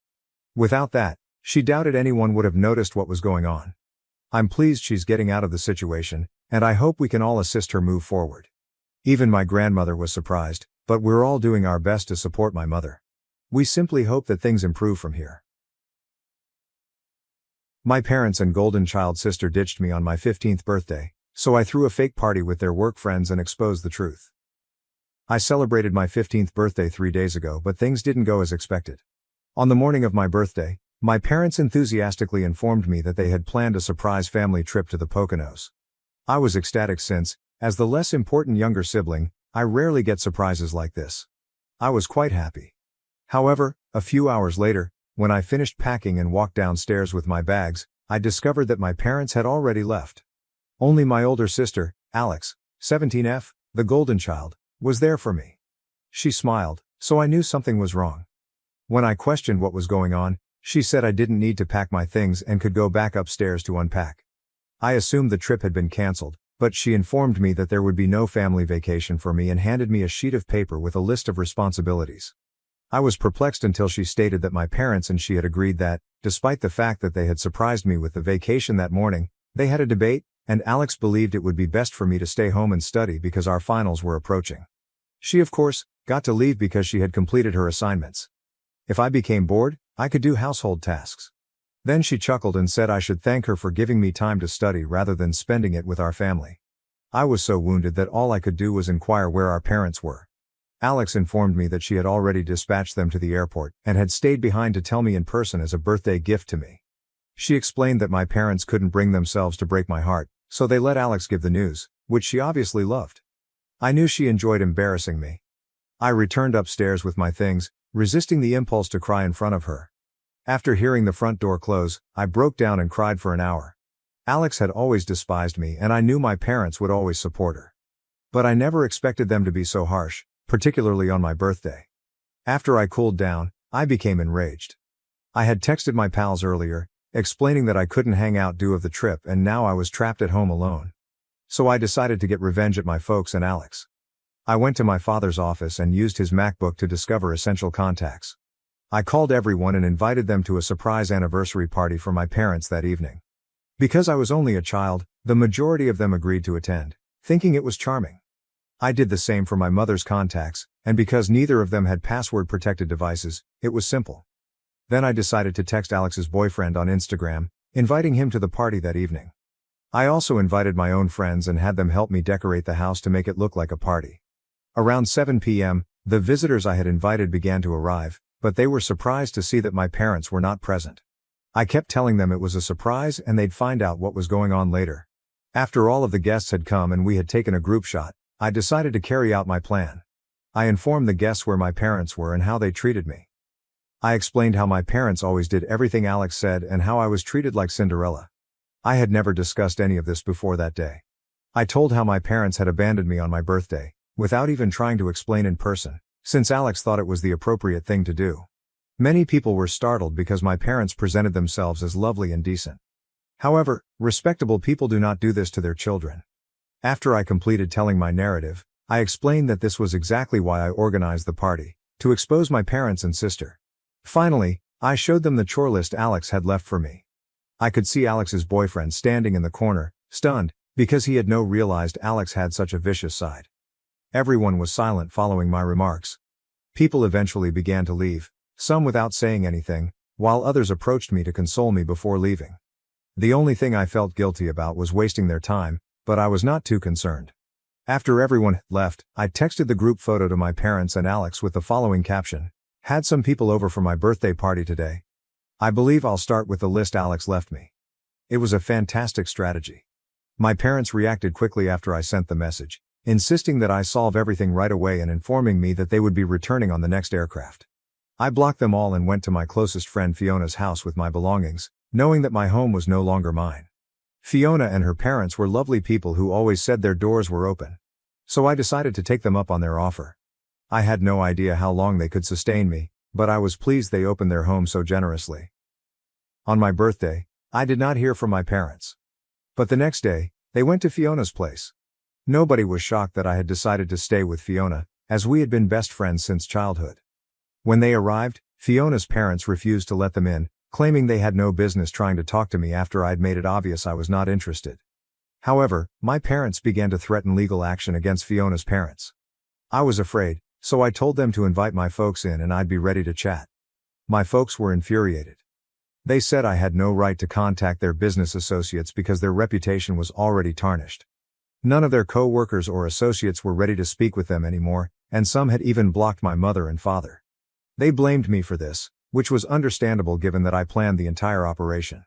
I informed them that if they had been kind and not insulted me on my birthday, I would not have done this. I ended up yelling at them for always treating me worse than Alex, saying to them they had ruined my life and that I would never forgive them. Things became quite hot, and we were all yelling at each other so fiercely that Fiona's parents had to intercede. Fiona had to take me out of the room to help me calm down. When I finally calmed down, her parents approached me and told me that my parents had departed. They also told me that my parents would not be able to speak with me until I was ready to face them. Then Fiona's parents advised me to pursue legal action, such as emancipation, because it had become evident that my parents couldn't care less about me. They felt it was time I cut them out of my life for good. After discussing this with Fiona's parents, I decided to consult a lawyer, and we are currently considering emancipation. I'm still perplexed because this is a big decision, and I don't want to regret it in the future. However, at the current rate, I doubt I will. Yesterday, my parents contacted me again about my choice. Last evening, I received an email from my parents, which I recognized based on the address. I tried hard not to open it, but curiosity got the best of me and I read it. They began by saying that the reason they surprised me with the vacation was that one of my father's clients had opened a new spa and resort in the Poconos, which was a bonus for my father. He had chosen to seize the opportunity around the same time as my birthday. However, when Alex mentioned my exams, they didn't want my grades to suffer simply because I went on vacation with them. They couldn't believe I had misinterpreted the situation and attempted to get revenge on them for it. They stated it made them feel like they had failed to raise me properly. According to them, Alex was simply attempting to be a nice, caring big sister, and there was no reason for me to overreact. It was all rubbish, and I was quite irritated. I almost gave up reading halfway through, but the second portion was about how furious they were that I had included others in our family drama and aired our dirty laundry in public. They stated that they never expected or wanted this to happen. They said that if I had just spoken to them directly about my concerns, they might have been able to resolve them. Instead, I took such harsh measures. They conceded that Alex's list of responsibilities was excessive, but they stated I should have called and questioned them about it. They said that if they had known I felt excluded, they would have returned right away. They insisted that the manner I handled the matter was unexpected, and they felt awful about it. They said that it was an unfortunate mistake that had been blown out of control. They want me to talk to them and work things out, but I'm not sure what I want to do. I have extremely mixed thoughts about this. Please help me. Am I the jerk for holding a party and exposing my parents to their co-workers and business associates after they ignored me while on vacation? Update 1. Okay, so most of you believe that what I did was perfectly acceptable and that they deserved it, therefore I have nothing to apologize for. I've decided not to apologize. I disabled the email address they used to contact me, so they couldn't reach me again. I know they may build a new one and try to contact me, but I'll just continue to block them. I've decided that regardless of what they say, I will not answer or even read it. It's simply not worth it, it will only exacerbate my problems. As for emancipation, I've chosen to go for it. It's a big deal, and I know I'm still young, but Fiona and her parents have guaranteed me that they'll be by my side no matter what happens. They even offered to formally adopt me if it would make me feel more comfortable, which it could, but I haven't considered it yet. We're now simply working on emancipation, and the paperwork is being completed as we speak. I'm not sure how my parents will respond, because when they wrote me the email, I could tell they were unhappy that I'd chosen to live with Fiona and her parents. This makes little sense to me because, based on how I've been treated throughout my life, it's clear that they don't want me around as much as they want Alex. That is evident to me, but they are still attempting to reach out, which is perplexing. I have a feeling they only want me back to improve their reputation and image, nothing else. Right now all I can do is wait for them to receive the emancipation paperwork and see how they respond. It's been a few days since my post, and they haven't contacted me again after that email, so I'm not sure how they're feeling right now. I know things can't be going well for them because many people attended the party, and I've heard from others that Alex and her boyfriend split up. No one knows why, but me. Update 2. My parents received the documentation for my formal emancipation a few days ago, and they were not pleased, which surprised me. They phoned Fiona's parents, and there was a heated argument. Apparently, my parents assumed Fiona's family had set me up and were controlling me, believing I wasn't acting on my own free will. This didn't make sense to me. Do they know how terribly they've treated me in the past? Of course, I am doing this on my own accord. I had anticipated this type of reaction following my previous post, as many of you pointed out that they merely wanted me back to maintain their image as a happy family. They probably assumed everything I said during the party was simply me being bratty. When I didn't return to them, it enraged them because I was finally standing up for myself, and they couldn't take it. Unfortunately, this is already happening. They can call Fiona's parents whatever they want, but it won't change the fact that they deserve it, and they no longer deserve to be my parents. Fiona told me that my parents called her parents every term in the book and threatened to take them to court, stating they had no right to subject me to this. They also threatened to injure them, which is ridiculous because it is prohibited and will just make them appear worse. The way they spoke to Fiona's parents only confirmed what I already knew. They don't want me back out of love, but rather to improve their image. Fiona's parents were accused of attempting to destroy my parents' reputation by portraying themselves as saviors and revealing to the world that I had been abused. My parents vowed that they would not let that happen. They complained about how I was an entitled brat and that by supporting me, Fiona's parents were demonstrating that they were unsuitable to be parents themselves. If my parents truly loved me as a daughter, they would be more concerned about my well-being and would make an effort to communicate with me directly. Instead, they're shrieking at Fiona's parents, saying that they're trying to ruin their reputation. The thought that Fiona's parents would wish to ruin my parents is absurd. They only know each other through Fiona and me, so they have no motivation to compete. Furthermore, there's no comparison. Fiona's parents are far more prosperous, caring and sympathetic. My parents are so anxious about their image that they believe Fiona's parents are like them, incapable of actually caring for me and simply out to pull them down. I urgently want to inform my parents that Fiona's family isn't just pretending to be my saviors, they actually are. I needed to be saved from my parents. And if they had just realized it in the first place, they would have apologized for what they had done rather than attempting to create even more drama. But Fiona and her parents have given me specific instructions not to contact them, no matter how tempted I am, since it isn't worth it. I know they received the phone call from my parents a few days ago, and after arguing with them over the phone and giving me only the information they believed was vital for me to know, they informed me that they had recorded the call. My parents were extremely ignorant since this tape may be used as proof of why I deserve to be freed from them. They also asked me to consider whether I wanted them to legally adopt me or not. I ended up saying yes because I truly like them. And I know it will irritate my parents even more, but that isn't the major reason. It's largely because I believe they are really kind-hearted and great people, and having Fiona as my sister will be a bonus. So I'm totally in. They informed me that they will speak with the lawyer again to begin the paperwork for that as well, as it may help with my emancipation case, knowing that I have better people to depend on and live with. To be honest, this is only getting better, and I am very grateful to them. Update 3. Hello, something terrible occurred today. Long story short, Alex beat the snot out of me after school. My last class, English, was conducted in the east wing of the school, and as I was leaving, she and a group of her pals literally cornered me. Unfortunately, I am always the last person to leave class since I am slow at gathering my belongings, and by the time I exited, Most of the students had already left. When I saw Alex and her pals standing outside, I was a little afraid, but I didn't show it because it would only help them win. As I was about to leave the classroom, they came all up in my face and told me I couldn't leave. They forced everyone else in the class to leave and informed me that they needed to settle some scores with me. I tried to remain calm and level-headed so that my worry did not show, but they did not appear to care. Alex grabbed my arm and walked me outside while I begged at her to let me go, but everyone else was so noisy that I couldn't be heard. Then they carried me to the janitor's closet and forced me inside. I kept knocking on the door, but they stood outside, and even if someone heard me, they wouldn't dare to intervene because Alex and her pals are seniors with a bad reputation. After approximately 5 minutes, Alex let me out. But by then, practically everyone had left, leaving me alone with them. When the first smack landed on my face, Alex began yelling at me. She described me as selfish and ungrateful to our parents. Then came the real reason she was so angry. She accused me of being the reason her boyfriend broke up with her. She banged my head into the concrete, and I became disoriented. She took advantage of this by repeatedly hammering me with her fist while her buddies laughed. It was terribly painful, and I attempted to defend myself, but Alex is several inches taller and considerably heavier, so there wasn't much I could do.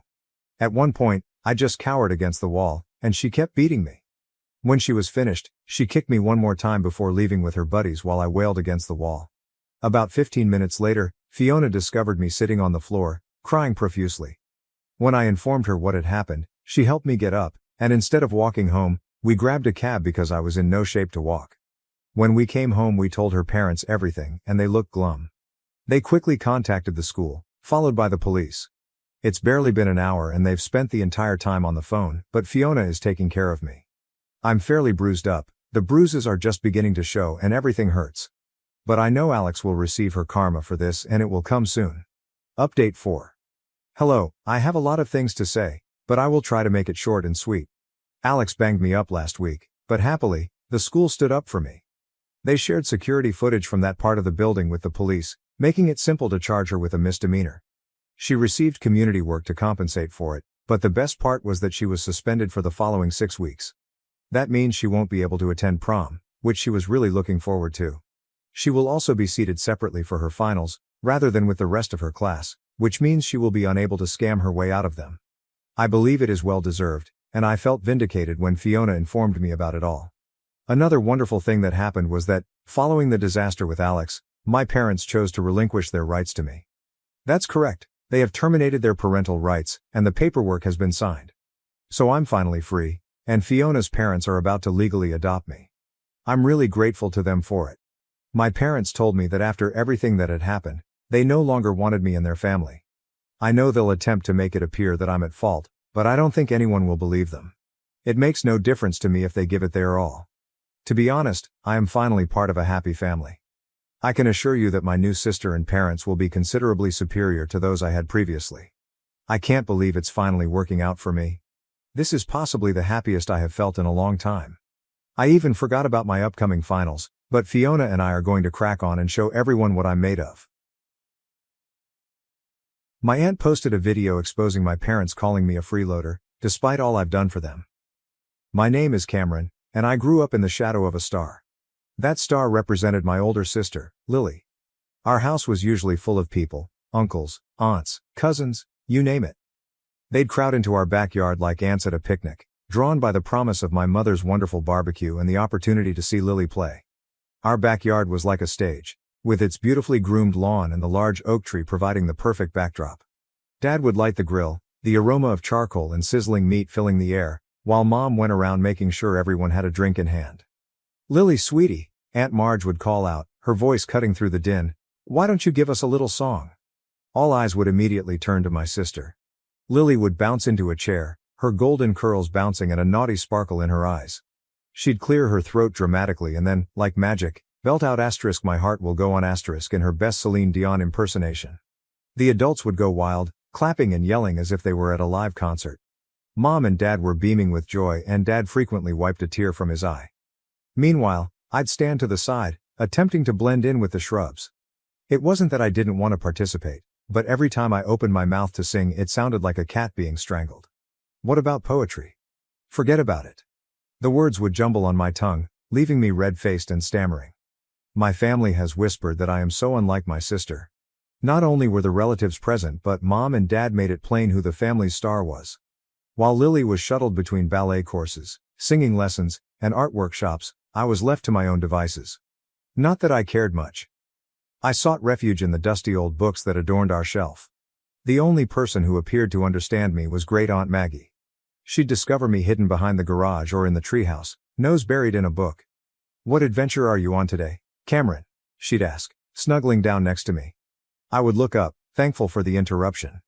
"Oh, just reading about ancient Egypt," I'd say, showing her the cover of my most recent find. Maggie nodded, her eyes gleaming. "You have a good head on your shoulders, girl. Don't let anyone tell you otherwise." Those moments with Maggie were like a balm for my soul.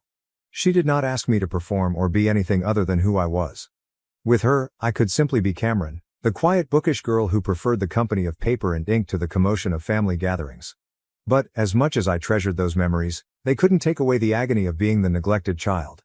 Every time Lily learned a new song or received an award, my parents would lavish her with praise and gifts. New clothes, the latest electronics, you name it. "Lily got it, what about me?" I received hand-me-downs and signs of frustration. School became my refuge. While I wasn't the most popular student, I did find my rhythm in class. I wasn't content to simply sit there and let the lessons wash over me. No, I was determined to understand what the lecturers stated. "Mrs. Thompson," I'd say after class, my voice soft but steady, "could you please explain that bit about mitosis again? I didn't quite understand it." She would smile, clearly pleased with my involvement. "Of course, Cameron. Why don't we discuss it together?" If a teacher couldn't spare the time, I'd request book recommendations. My backpack quickly became overloaded with extra reading material. I'd stay up late studying those books, trying to master every subject. All of that hard work paid off. By the time I entered high school, I was at the top of my class. For once in my life, I was the best at something. I even made a few friends, other bookworms who didn't mind my quiet personality. As graduation approached, our home became Lily Central. Mom was continuously assisting her in putting together her portfolio for the advertising and public relations department at a prestigious college. "Oh honey, this campaign idea is perfect," Mom would enthuse when she looked at Lily's work. "You're so talented." I'd roll my eyes and retreat to my room, engrossed in my studies. But one night, over yet another family meal centered on Lily's college ambitions, something in me broke. "I'm going to college too," I blurted out. "I want to study management." The hush that ensued was deafening. Then, to my surprise and hurt, they all started laughing. "Oh sweetie," Mom murmured, brushing away her tears. "We don't have the money for that. You'll need to acquire a job following graduation. You're simply not as talented as your sister." I felt as though I had been slapped. But I'm the top student in my class," I stammered, angry and embarrassed. "I get straight A's." I raced inside my room and returned with my report card, slamming it on the table. They all leaned in to look, their eyes widening in amazement. "Well, I'll be damned," Dad said, scratching his head. "When did this happen?" "It's been happening for years," I snapped. "Not that any of you ever noticed." Mom had the decency to show shame. "Cameron, we had no idea," she began, but Dad interrupted her. "Look, that doesn't do anything. We spent all of our savings on Lily's education. There is nothing left for you, Cameron. I'm sorry, but that's simply how things are. You'll work at my cousin Frank's restaurant after graduation." I turned and ran, ignoring their calls. I rushed up the stairs to my room, slamming the door so hard that the walls trembled. As I dropped into my bed, sobbing coursing through my body, I felt something inside me tighten. "Fine," I thought, stiffening my fists. "If they don't help me, I'll find another method. I'll show them all Cameron can do." The following several months were a blur. Lily left for college, accompanied by sad goodbyes and triumphant parental embraces. Meanwhile, I redoubled my efforts in my studies, aiming to graduate at the top of my class. During this period, I found myself spending increasingly more time with Great Aunt Maggie. Her little pleasant abode became my safe haven from the stress at home. One afternoon, while we sipped tea in her bright kitchen, she asked me the question I had been dreading. "So Cameron," she asked, her sympathetic eyes fixated on my, "what are your plans after graduation?" I looked into my teacup, fighting back tears. I'm not sure, Aunt Maggie. Mom and Dad will not assist me with college. They claim there is no money left after paying for Lily's education." Maggie was quiet for a time before reaching across the table and squeezing my hand. Cameron, dear, I have some savings. I would like to give these to you for college. You're as brilliant as a whip, and I'll be damned if I waste that brain of yours. The reality of her words struck me like a tidal wave. I fell into tears, stunned by her generosity and the understanding that my dreams had not died after all. Thank you, I sobbed and threw my arms around her. Thank you so much, Aunt Maggie. The months passed quickly, and before I knew it I was going across the stage at graduation, diploma in hand. As I searched the crowd, I noticed Aunt Maggie smiling at me. My parents were also present, looking proud but uncomfortable. Mom strolled in one evening as I was poring over college brochures. Cameron, honey, she continued, her voice syrupy sweet. Your father's cousin Frank has called. He has a waitressing position for you at his restaurant. Isn't this exciting? I took a deep breath. Actually, Mom, I won't need that job. I am going to college.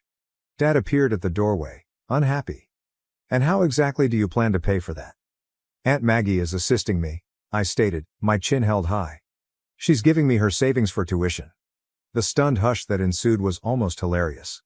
Then, to my surprise, Dad's face became red with fury. Absolutely not, he exclaimed. If Maggie has any money to spare, it should go to Lily. She wants a car for her advertising job following graduation next year. I couldn't believe what I heard. Are you serious? I spit. This is my chance to get an education, to make something of myself. Don't be selfish, Cameron, Mom interjected. Your sister needs that money more than you do. No, I replied, my voice shaky but firm. This is my money now, and I'm spending it on education. End of discussion. From then on, living at home became miserable. My parents either ignored me totally or yelled at me for the tiniest things. The tension was suffocating. After a particularly scathing dispute, I called Aunt Maggie in tears and revealed everything. Pack your bags, sweetheart, she stated without hesitation. You're moving in with me. The next day I packed my belongings into a cab and drove away, watching my childhood home shrink in the rearview mirror. As I drove up to Aunt Maggie's house, I felt a weight lift off my shoulders. The summer went by in a blur of preparation, and before I knew it I was walking onto the campus of State University. Thanks to my excellent grades and Aunt Maggie's generosity, I was accepted into the management program of my dreams. My first day of school, I felt like I was flying on air. As I sat in my Introduction to Business course, taking in every word, I couldn't help but think, I did it. I'm actually here. Meanwhile, Lily began her final year at her posh institution.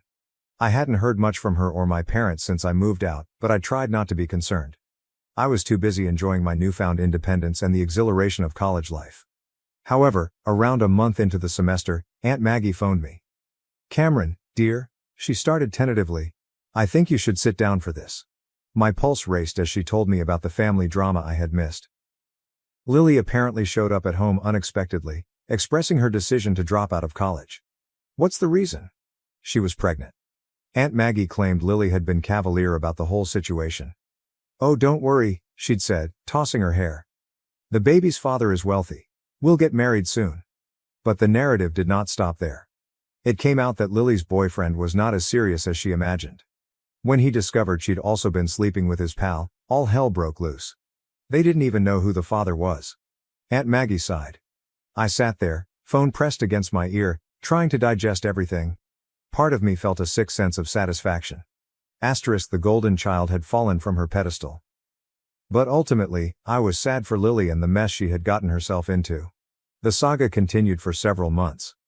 Aunt Maggie kept me informed of all the gossip from the family parties I no longer attended. When Lily's kid was born, a DNA test proved that her boyfriend was the father. But instead of the fairy tale wedding Lily had hoped for, he just agreed to pay child support. The ultimate blow came when Lily, desperate for employment, accepted a position as a server at Uncle Frank's restaurant, the same job my parents had tried to force on me. As I hung up the phone, I experienced a flurry of emotions. A small, petty part of me wanted to brag, to rub my accomplishment in my family's faces. But ultimately, I felt deeply grateful for where I was and how far I'd come. 4 years passed in a flurry of lectures, tests and late-night study sessions. Before I knew it, I was walking across the stage at graduation, clutching my hard-earned management degree. As I searched the crowd, I noticed Aunt Maggie smiling at me, tears of pride in her eyes. My outstanding grades and glowing references from my instructors helped me obtain a job as a manager at the Gilded Fork, one of the city's most prominent restaurants. The compensation exceeded my expectations, and for the first time in my life, I felt truly accomplished. I knew what I wanted to accomplish after receiving my first paycheck. I marched into the electronics store and purchased the most recent smartphone for Aunt Maggie. Her face brightened up as I showed it to her. "Oh, Cameron," she said, turning the sleek device over in her hands. "This is too much." I grinned and pulled out my own phone. "Not at all. Now let me show you how to utilize it." I spent the following 3 weeks teaching Aunt Maggie the ins and outs of social media. She took to it like a duck to water, particularly enjoying Facebook's video feature. Her page quickly filled up with videos of her garden, cat, and the fabled apple pie in various stages of preparation. During my lunch breaks, I'd view her videos and give comments and likes. It was our method of remaining in touch, even when work kept me busy. My phone buzzed one day when I was getting ready for the dinner rush. I looked at it, astonished to find my mother's name on the screen. We hadn't spoken for years. "Cameron," she said hesitantly. "We were hoping you might come over to talk." After a lengthy delay, I consented. That Sunday, I was standing on the porch of my boyhood house, my hand hanging over the doorbell. Before I could press it, the door opened. "Cameron!" My mother drew me into a close hug. "Oh, sweetie, it's so good to see you." Inside, I found my father, Lily, and a toddler who I assumed was my niece. The atmosphere was tense, but not aggressive, as I had imagined. "You look good, kiddo," Dad observed, his tone stern yet loving. "We hear you're doing well for yourself." I nodded, being apprehensive. "I am. I currently work as a manager at the Gilded Fork." Their eyes opened at the restaurant's name. Mother cleared her throat. "That's amazing, sweetie. Actually, that is one of the reasons we wanted to speak with you." Over the next hour, they apologized for how they had treated me, confessing their mistake in dismissing my potential. Then came the true reason for the gathering. "Cameron," Mom remarked, looking at Lily. We were wondering if you might be able to help Lily get a job at your restaurant." I looked at my sister, who was bouncing her daughter on her knee. She refused to meet my gaze. "I'll see what I can do," I concluded. "No promises, but I'll ask." True to my word, I spoke with the restaurant owner, Mr. Reeves, about Lily. To my astonishment, he agreed to give her a chance as administrator. Lily began the following week. I watched her intently, half expecting her to fail or make trouble, but to my surprise, she excelled. She was punctual and efficient, and her customers adored her charm. As the weeks went, I found myself becoming more relaxed with her. We weren't best buddies by any means, but we had a good professional connection. Just when I thought I had it all figured out, the universe decided to throw me another curveball, this time a good one. Mr. Reeves called me into his office one day. My heart raced, and I wondered whether I had done something wrong. Instead, he winked at me and asked, "Cameron, how would you like to help me expand the business?" Before I knew it, I was overseeing the opening of 3 more restaurants. My days became a blur of staff meetings, food tastings, and data crunching. It was grueling, exhilarating, and all I could have imagined. The promotion included a large pay increase, and I suddenly found myself with more money than I knew what to do with. That's when my parents' calls started. At first, it was just minor issues. "The roof is leaking," Mom would say, her tone apprehensive. "We were wondering if you might be able to help out a little." I was amazed at how nice it felt to say yes and fix their difficulties with a simple transfer of dollars. It began with the roof, then a new water heater, and before long, I was financing a full home restoration. As their financial position improved, thanks to my monthly allowance, the famed family parties resumed. However, when I attended, things were different. "Have you heard about Cameron's latest project?" Mom would gush to her family. "She is opening a new restaurant downtown. We are so proud of her." When I caught Lily's eye across the room, she gave me a little smile. She was also doing well, having been appointed to head administrator at the Gilded Fork. "My girls," Dad would say, putting one arm around each of us. Both of them making their old man proud. A part of me wanted to be bitter, to remind them of how they had treated me previously, but a greater part savored in the warmth of their approval, something I'd coveted for so long. As I drove home that night, I felt a wave of contentment rush over me. After all these years, I finally got everything I'd always wanted. Professional achievement and the love and appreciation of my family. I was the golden kid now, but more importantly, I was my own woman, able to stand on my own 2 feet. It was a quiet Sunday afternoon when my world collapsed around me. I was sipping my coffee and surfing through Facebook when I noticed Aunt Maggie had posted a new video. It was from one of the family events I had missed because of job obligations. I smiled and clicked play, expecting to witness the usual scenes of laughter and merriment. What I saw instead caused my blood to run cold. My parents appeared in full color, their cheeks flushed with drink and self-righteousness. Mom was gesticulating madly, her voice slurred yet clear. "And Cameron, that ungrateful little freeloader," she said. "She rarely provides us anything. We're not made of money, you understand?" Dad joined in, his cheeks flushed. "That's correct. We're doing okay, thanks to Lily. She's the one who keeps that pricey restaurant going. Cameron only rides on her coattails." The video proceeded with several families nodding and expressing their own criticisms. Lily sat in the corner, looking uncomfortable but not challenging them. As the film concluded, I sat there shocked. How could they? After everything I'd done for them, all the money I'd given them, how could they turn around and say such horrible, false things? With trembling palms, I scrolled down to the comments. I noticed a torrent of messages from my folks. "Maggie, erase this video right away. You have no right to post that. Take it down immediately." But Aunt Maggie's reaction brought me to tears.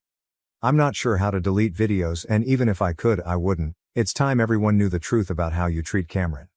She's the one that helps you, and this is how you reciprocate her kindness. Shame on you both." I stayed there for what seemed like hours, watching the video and rereading the comments. The treachery struck deep, reopening scars that I believed were healed. I finally picked up the phone and dialed Aunt Maggie's number. "Oh, Cameron dear," she replied in response, her voice filled with sorrow. "I take it you've seen the video?" "Yeah," I said, my throat scratchy from crying. "I cannot believe it, Aunt Maggie. How could they?" I could hear the rage in her voice when she responded. "They have always been like this, Cameron. You just haven't been there to witness it. I'm sorry you had to find out this way, but it might be for the best. You deserve to know the truth." We talked for hours, Aunt Maggie supporting me while I alternated between disbelief, rage, and grief. As darkness fell, I reached a decision. "I'm cutting them off," I told Aunt Maggie, my voice steady despite my sadness. "There's no more money. There is no more aid. They made their bed and now they may lie in it." The days following the video disclosure were some of the most difficult of my life.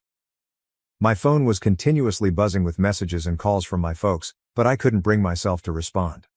Their comments, so nasty and false, ran on repeat in my thoughts. After a week of stillness, I wrote them a short, frigid text. "I've watched the video, I know exactly what you think of me, do not contact me again. The money stops now." Their responses poured in immediately. At first they apologized. "Cameron, we're very sorry, we did not mean any of it. Please forgive us." But as the days passed and I remained silent, their melody shifted. "We are your parents. You owe us." Each message twisted the knife deeper, but I remained steadfast. I had given them numerous opportunities, but they had all turned them down. It was time to stop the loop. Lily, strangely, remained out of it. At work, she was the epitome of efficiency and professionalism. If she felt any anger at losing our parents' financial assistance, she didn't show it. Our interactions were pleasant but distant. "I'm not taking sides," she told me one day, following a staff meeting. "It's between you and them." I nodded, respecting her impartiality, even if a part of me wished she would advocate for me. But I understood, she needed to focus about her own child right now. As the weeks progressed to months, I found myself relying greatly on Aunt Maggie. Our Sunday video conversations were the highlight of my week. She'd regale me with stories from her garden or her most recent baking escapade, delivering a much-needed dose of normalcy in the midst of my chaotic life. "You're doing the right thing, Cameron," she'd tell me when I had reservations. "Don't let them manipulate you anymore." To my astonishment, more relatives began to approach out. Cousin Sarah, who had always been nice to me at family occasions, wrote me a meaningful email. "I watched the video. Cameron, I want you to know that I believe you're fantastic. What you've accomplished, how you've assisted everyone, you're an inspiration. Do not let anyone tell you otherwise. Uncle Bob, Dad's brother, called me unexpectedly. Kid, I've watched you grow into this beautiful woman. Your parents are fools if they don't recognize how unique you are. Keep in mind that you have relatives on your side." These words of encouragement were like balm to my broken heart. I understood that, while I had lost my parents, I had gained a family that valued me for who I was. As the year came to a close, Mr. Reeves invited me into his office. I went in anxious, wondering if the family stress had influenced my professional performance. Instead, he smiled warmly and announced, "Cameron, I am retiring next year. I want you to take over as CEO of the restaurant group." I stood there, stunned into silence. Finally, I stammered out, "Are you sure?" He nodded, his eyes sparkling. "I have never been more certain about anything in my life.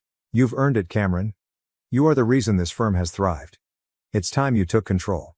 As I exited his office, my mind racing with possibilities, I realized something profound. The little girl who had been overlooked and undervalued had grown into a lady who had exceeded everyone's expectations, even her own.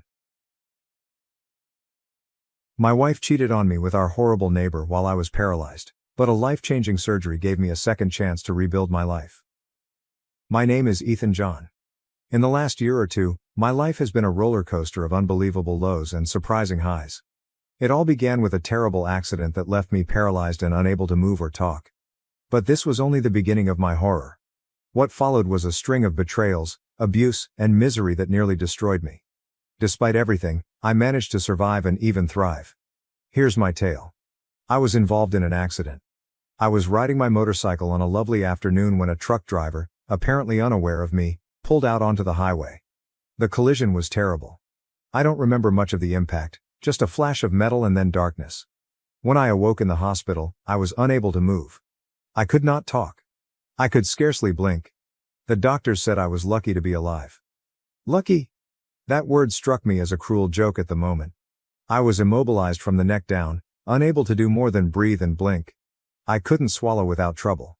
Going to the bathroom? Don't get me started on the humiliation. The only silver lining, if you can call it that, was the multi-million-dollar payout I received from the transportation firm. All of my medical expenditures were paid and I would receive a monthly stipend to sustain my wife, Laura, and me for the rest of our lives. We were financially secure, thanks to my disability payments and Laura's job as a paralegal. But money could not repair what was broken within me. After 6 months in the hospital, I was finally allowed to return home. I believed things would improve once I was in familiar surroundings, but I was mistaken. That's when my life took a darker turn. How's that? The counselor inquired, staring at me. I'm quite ashamed. I don't think I can even remember what happened in those 6 months, I remarked, a tear running down my cheek. That's okay, she responded in response. Everything you say here will remain confidential. Remember that I'm here to help you heal. I nodded and took a glass of water before proceeding. Let us start with your marriage. Tell me a little about that. I told her about my marriage to Laura, how we met in college and got married after we graduated. I was only 25 years old when my injury occurred, and we had been married for 3 years. I worked as a mechanical engineer, and she was a paralegal at a large law company downtown. We were able to afford a spacious 3-bedroom apartment. Originally, we intended to convert one bedroom into a nursery. We both used the second bedroom as an office, but after my accident, the nursery became my room because it was spacious enough to house all of my medical equipment.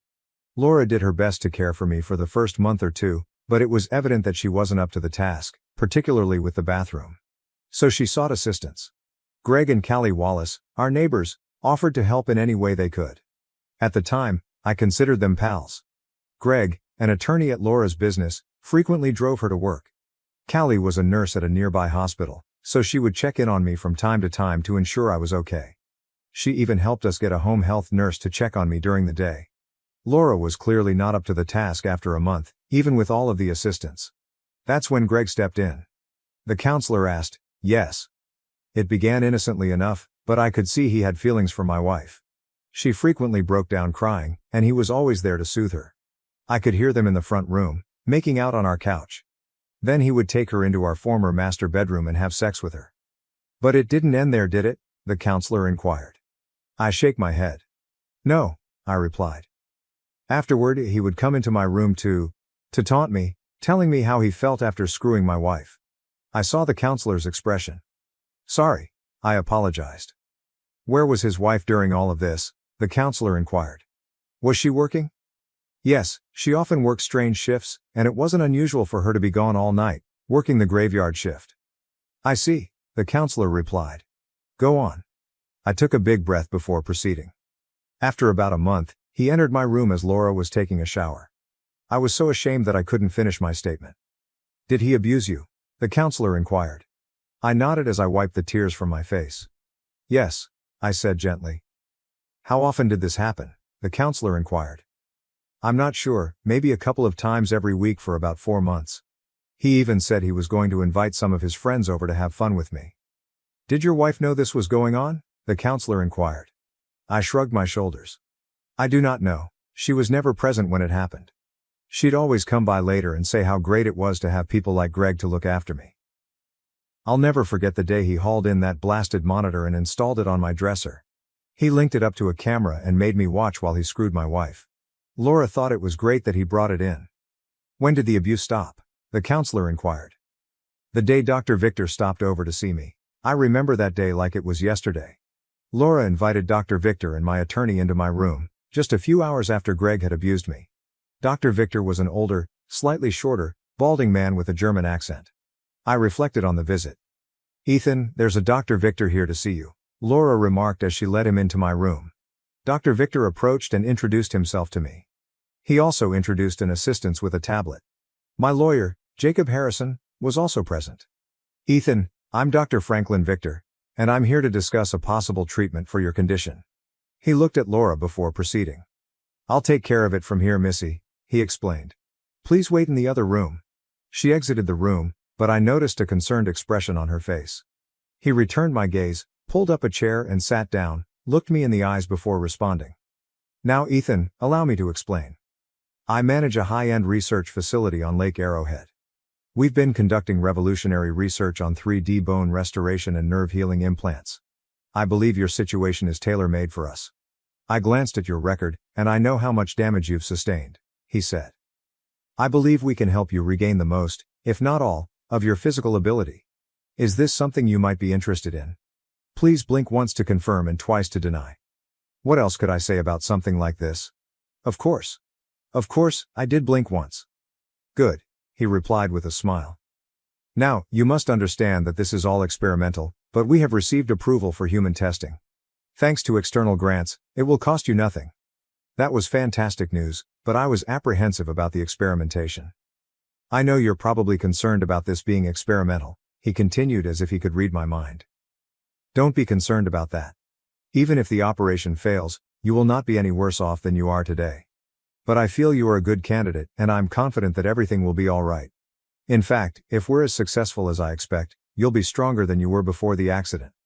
That gave me hope, so I listened as he described the operation. Essentially, he said that all of the damaged vertebrae would be replaced with vertebrae composed of a composite material that was stronger than the originals.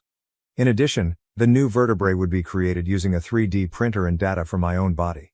In principle, the new bones would be perfect replicas of the old ones, albeit stronger. In addition, he would put tiny electrical implants to assist mend the injured nerves. The operation would take 3 to 4 hours, and the recuperation period could be several days, depending on how quickly I healed. Dr. Victor also stated that he had already evaluated the data from my stay and began the process of manufacturing the new bones. I hope you don't mind, he remarked. Initially, we wanted to explore if we could recreate the injured bone using data from your records. We chose to proceed with the surgery after determining that we could. When I was strong enough, he indicated I could start physical therapy, which may last a few weeks. So is this something you would like to try? The man inquired. Blink once for yes or twice for no. Of course, I did blink once. He smiled as he rubbed his hands together. Very good, he declared. He motioned his helper to join us. Please let Mr. John read the agreement. The assistant came over and held the tablet as I read the agreement. When I was finished, Dr. Victor asked whether I agreed again, ordering me to blink once to indicate yes. I blinked once. Very well, he remarked, asking his aide to have me electronically sign using my thumbprint. Once that was completed, Jacob countersigned to confirm that he had witnessed my approval to the operation. Are you ready to get started? He inquired. Of course, I did blink once. He smiled. Let's get going. Greg, we have everything you'll need at our facilities. He directed to his aide to take me out of the apartment and into a huge van waiting in the parking area. Laura stopped us on our way out. Where are you going? She inquired. Dr. Victor stared at her before responding, Your husband has agreed to a procedure that could help him get back on his feet. Where are you taking him? She inquired. How long will he be gone? How much will this cost? We are transporting him to my facility on Lake Arrowhead, the doctor stated. He may be gone for several weeks, depending on how well he responds to the treatment and rehabilitation. His doctor and lawyer are well aware of what is going on and they have given their approval, as has your spouse. Cost is not a concern. Now if you don't mind, let's get started. Wait, I haven't seen any agreement and I don't even know what's going to happen. He doesn't need your approval, Mrs. John, Jacob said. He is crippled, not incompetent. Everything was explained to him, and he gave his permission. You want your husband to get healthy, right? Yes, of course I do, she replied. I could sense a hint of shame in her voice. Can I at least come see him? Perhaps after the procedure, when he's up to having visitors, you can come, the doctor suggested. Otherwise, you should probably stay right here for now. We will be in touch. Perhaps now is a good moment to say farewell and wish your husband well. Laura moved in front of me and kissed me on the lips. Get well, honey. Let me know when I can come to see you, okay? Of course, I couldn't say anything, but I felt hot inside. Dr. Victor and his aide rolled me out to the van. Once I was inside, the helper took the wheel and we were on our way. I could see Laura standing in the parking lot, watching us depart. I had no idea what she was thinking, but I felt like I'd just been freed from a hostage situation. A few hours later, we arrived at the facility and I was led into a very lovely room where many nurses began prepping me for the treatment. I hope you don't mind, Ethan, but I thought it best to get started right away, Victor, your doctor remarked. He turned to face the nurses. Once you have him prepared, please bring him to the operating room. Yes, Dr. Victor, one of the nurses replied. Okay, Ethan, I will leave you in the capable hands of your nurses, and I'll see you in the OR, he said before leaving. Soon, they had me undressed, bathed and dressed in a robe that revealed my back. They put me on a stretcher and transported me to the operating room, where 3 extremely large orderlies carefully scooped me up and laid me face down on the table.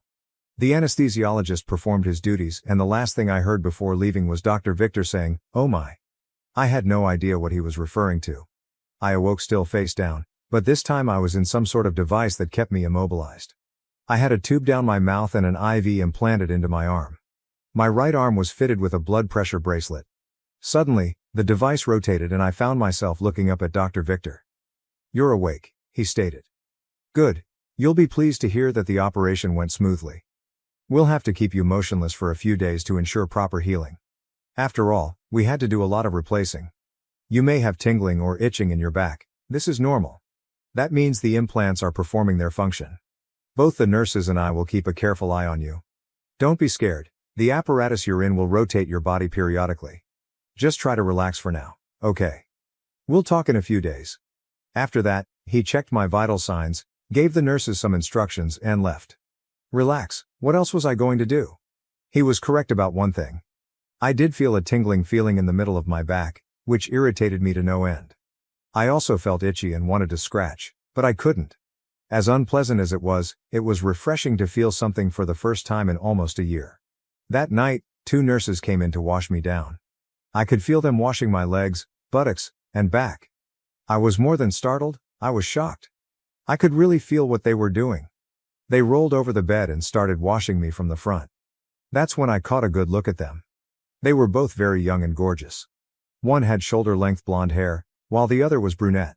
As they bathed me, I felt something different. Something I hadn't felt in a long time. I couldn't move my head, but I noticed a smile on their faces as they observed me. The blonde gazed at me. Well, I'm no doctor, but it looks like something is working down here, she added with a smile. They giggled slightly but continued to do their work. They finished what they were doing and departed the room, but not before offering me some encouragement. I ended up being in the device for 4 days. The days were pretty much the same. Every morning, I had x-rays done, and nurses would massage my arms and legs. Later in the day, I received a thorough sponge bath. As the days passed, I became more aware of what was happening to me. On the 4th day, Dr. Victor came into my room and examined me attentively. He sat down next to me, pulled out a pin, and immediately inserted it in my calf. I felt something and made a noise. I couldn't say anything because I still had a tube in my throat. He stared at me. Did you feel that? He inquired. I blinked once and attempted to nod my head, but I couldn't because it was still strapped down. He smiled. Very good. He asked me to try moving my toes. I was surprised to learn that I could. Then he instructed me to move my fingers, and I did. Outstanding, he said. He checked my x-rays thoroughly and summoned some nurses.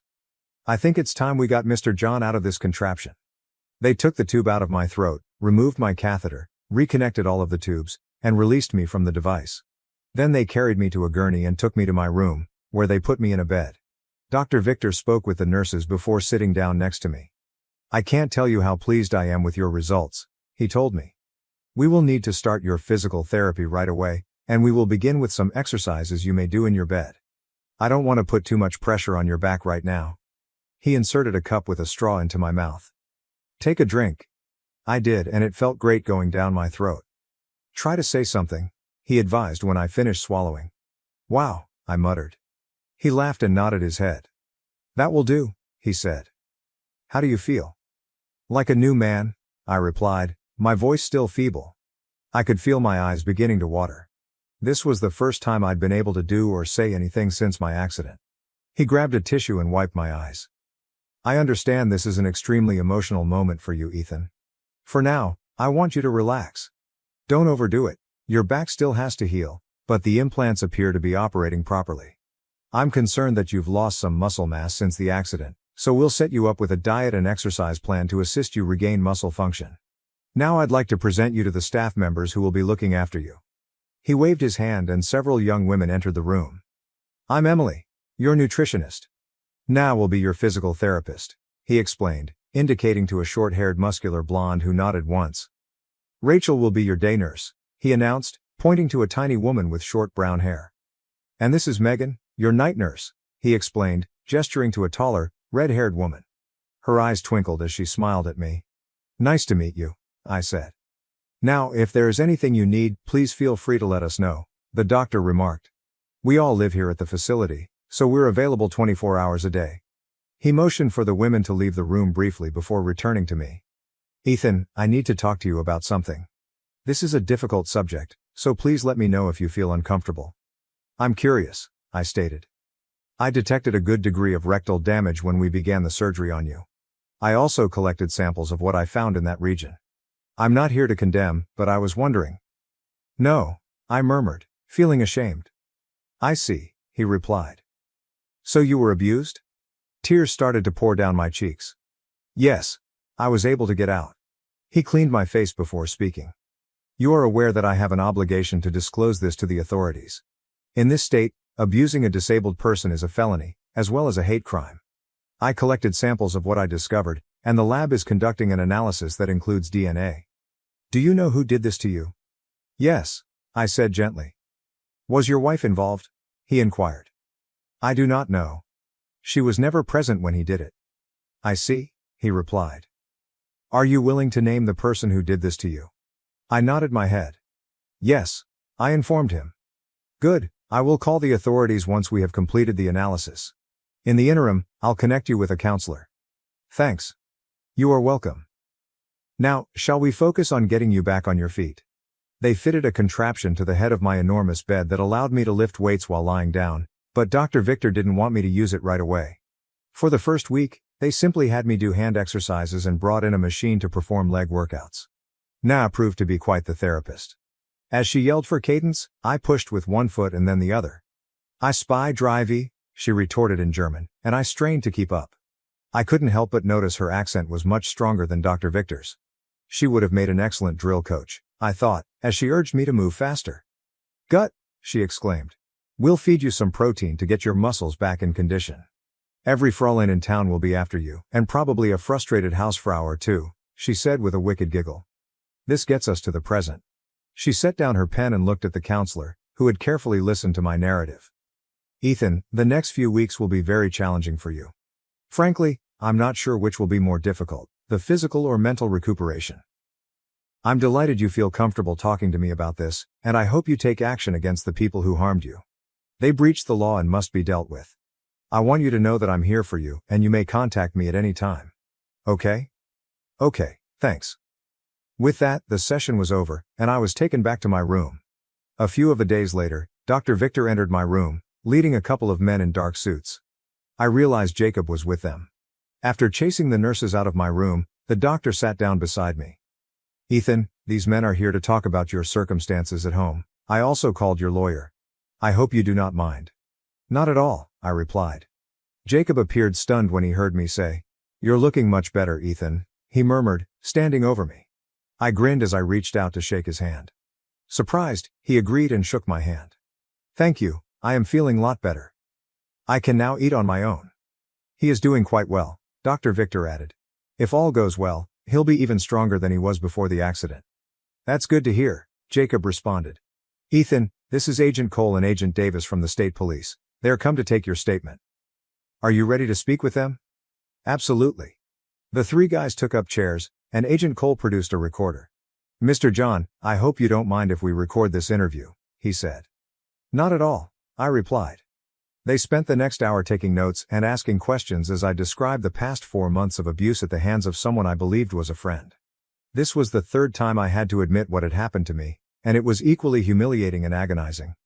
And you say this Mr. Wallace is the man who assaulted you repeatedly? Agent Cole inquired. Yes, I answered. I have the sample I took from Mr. John, along with the analysis, Dr. Victor stated. There was considerable rectal injury that needed to be addressed. That's all in my report. Agent Cole stated. We'll need to take that into evidence. Dr. Victor nodded his head. Tell me, Mr. John, Agent Cole asked, glancing back at me. Is this the same Greg Wallace who works at McMaster and Williams law firm? Yes, it is, I answered. And your wife works at this firm as well? Yes, she does, I informed him. And you allege that the two of them have been engaged in an affair during this time? He inquired. That's correct, I replied. Was she ever present when the assaults took place? Agent Cole inquired. I shake my head. She was at the apartment, but we never shared a room, as far as I recall. Indeed, she appeared to believe that he was assisting me in some way. I see, the agent replied. Nevertheless, we'll have to bring her in as an accessory. Even if she wasn't physically in the same room, it's hard to believe she didn't notice anything was wrong. Ethan, are you certain about all of this? Jacob inquired, surprised. I know Greg personally, and I find it hard to believe he would do something like this. Maybe you don't know him as well as you think, I remarked rhetorically. You have Dr. Victor's report, and you have the sample. I can't explain it, Jacob replied. I take it you're going to want a divorce from your wife. Absolutely, I said, nodding. Okay, I'll start the paperwork. I'll contact you before we file. I also want a restraining order, I informed him. I don't want either of them anywhere near me, and I sure as heck don't want them in my apartment. As of right now, we'll be treating your apartment as a potential crime scene, Agent Cole informed us. How much longer is Mr. John going to be here? He inquired. Hard to say, the doctor replied. At least 5 more weeks, possibly longer. It depends on how well he reacts to the treatment and therapy. Very well, Cole replied.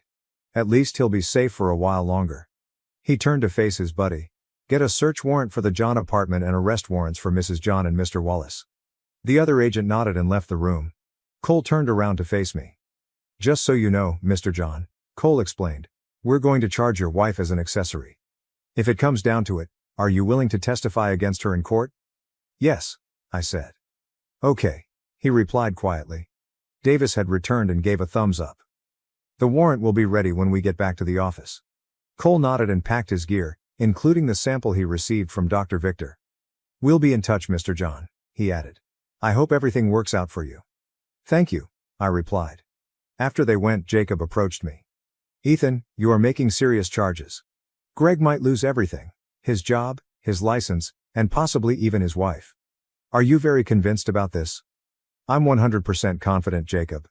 I honestly do not care if he loses everything. In fact, given what he has done, he deserves to lose everything. I hope you are on my side in this. Tell me right now if you aren't, and I'll get another lawyer. I am on your side, Ethan.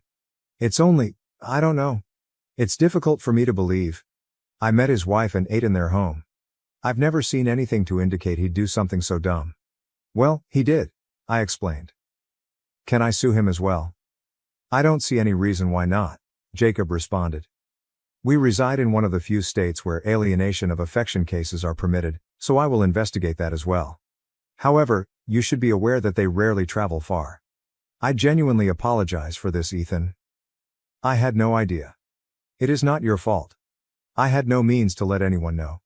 We exchanged goodbyes, and he went. I felt slightly better knowing that something was going to be done. The next few weeks passed fast. Na had me standing up in no time.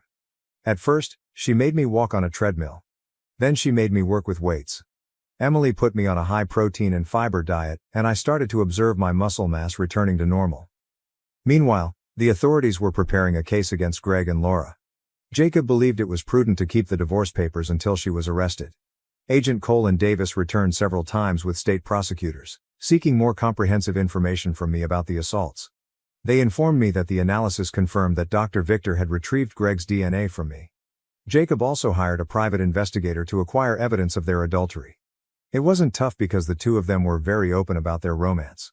Greg's wife, C, appeared to be unaware of their actions, as she worked nights when they messed around and slept during the day when they were at work. After gathering proof and completing the paperwork, Jacob came out to review it with me. He intended to sue for divorce on grounds of adultery, neglect, and cruelty. He had lots of images, videos, and audio evidence to back up his claim. I didn't want to hear or see what they had done, especially because I'd seen and heard enough about them to last a lifetime. He also had papers against Greg and intended to sue the firm they worked for because Laura was technically his subordinate and Greg had plainly broken company policy.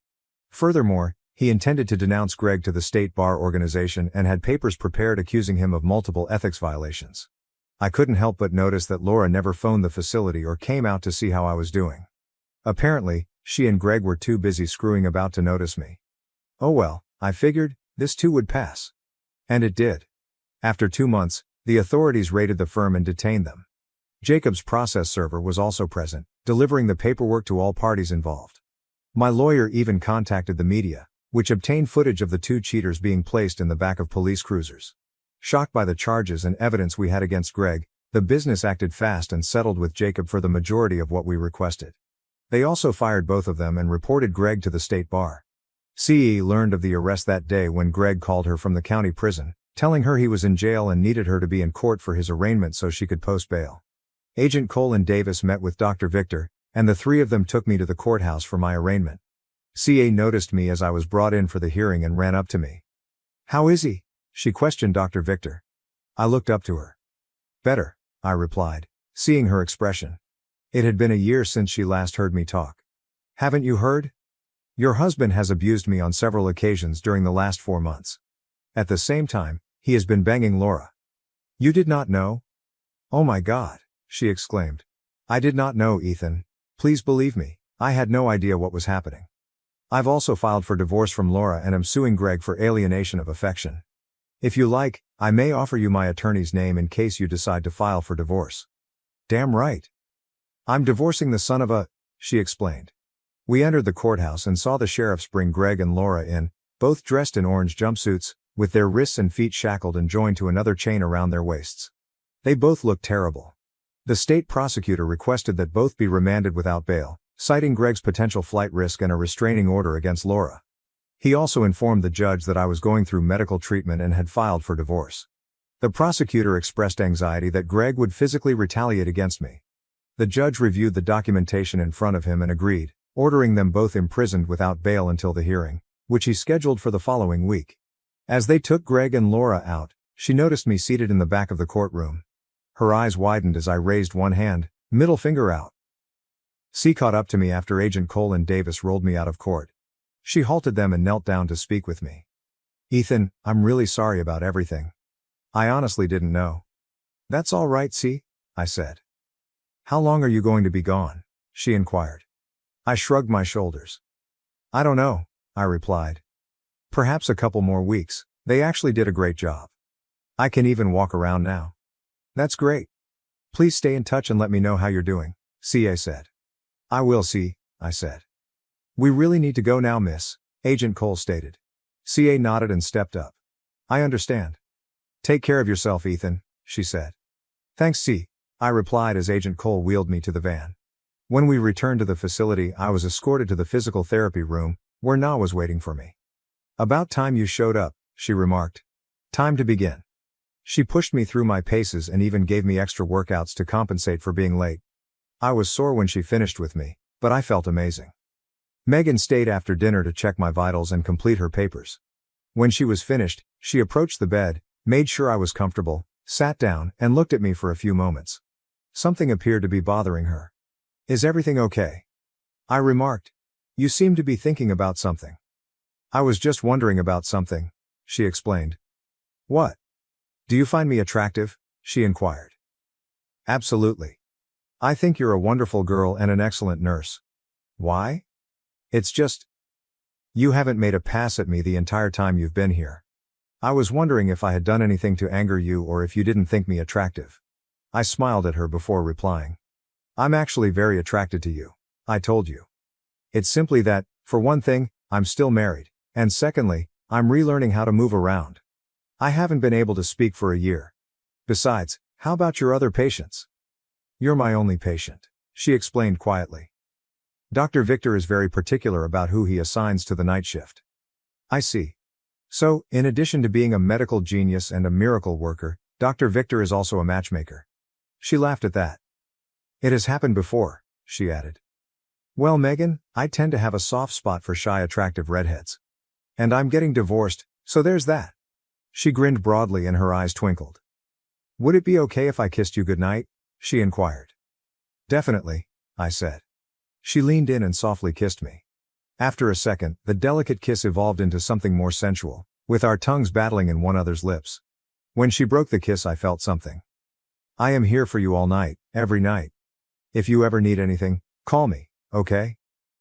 I know you're not ready to make love, but I'd love to just spend time with you, Megan murmured quietly. I will, I promise, I replied.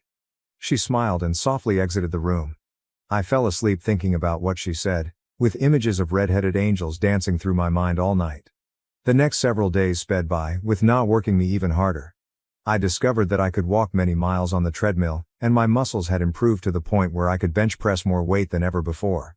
The daily X-rays revealed that my replacement vertebrae were performing even better than Dr. Victor had projected, with the implants repairing nearly all of the damaged nerves. Megan kept me company most evenings by lying on the bed with me and watching television, or simply talking.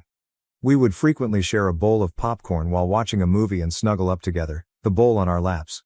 We always finished the evening with a goodnight kiss. I began to feel like a high school boy on a date with the most attractive girl in school. On top of that, I was falling hard for her. By the time Agent Cole and Davis arrived to pick me up for the main portion of Laura and Greg's trial, I no longer required the wheelchair, but Dr. Victor insisted that I use it nevertheless to ensure that I did not injure myself. He accompanied me as well, not only as a witness to my injuries, but also to ensure that I returned home safely. I sat in my chair directly behind the prosecutor, with Dr. Victor beside me.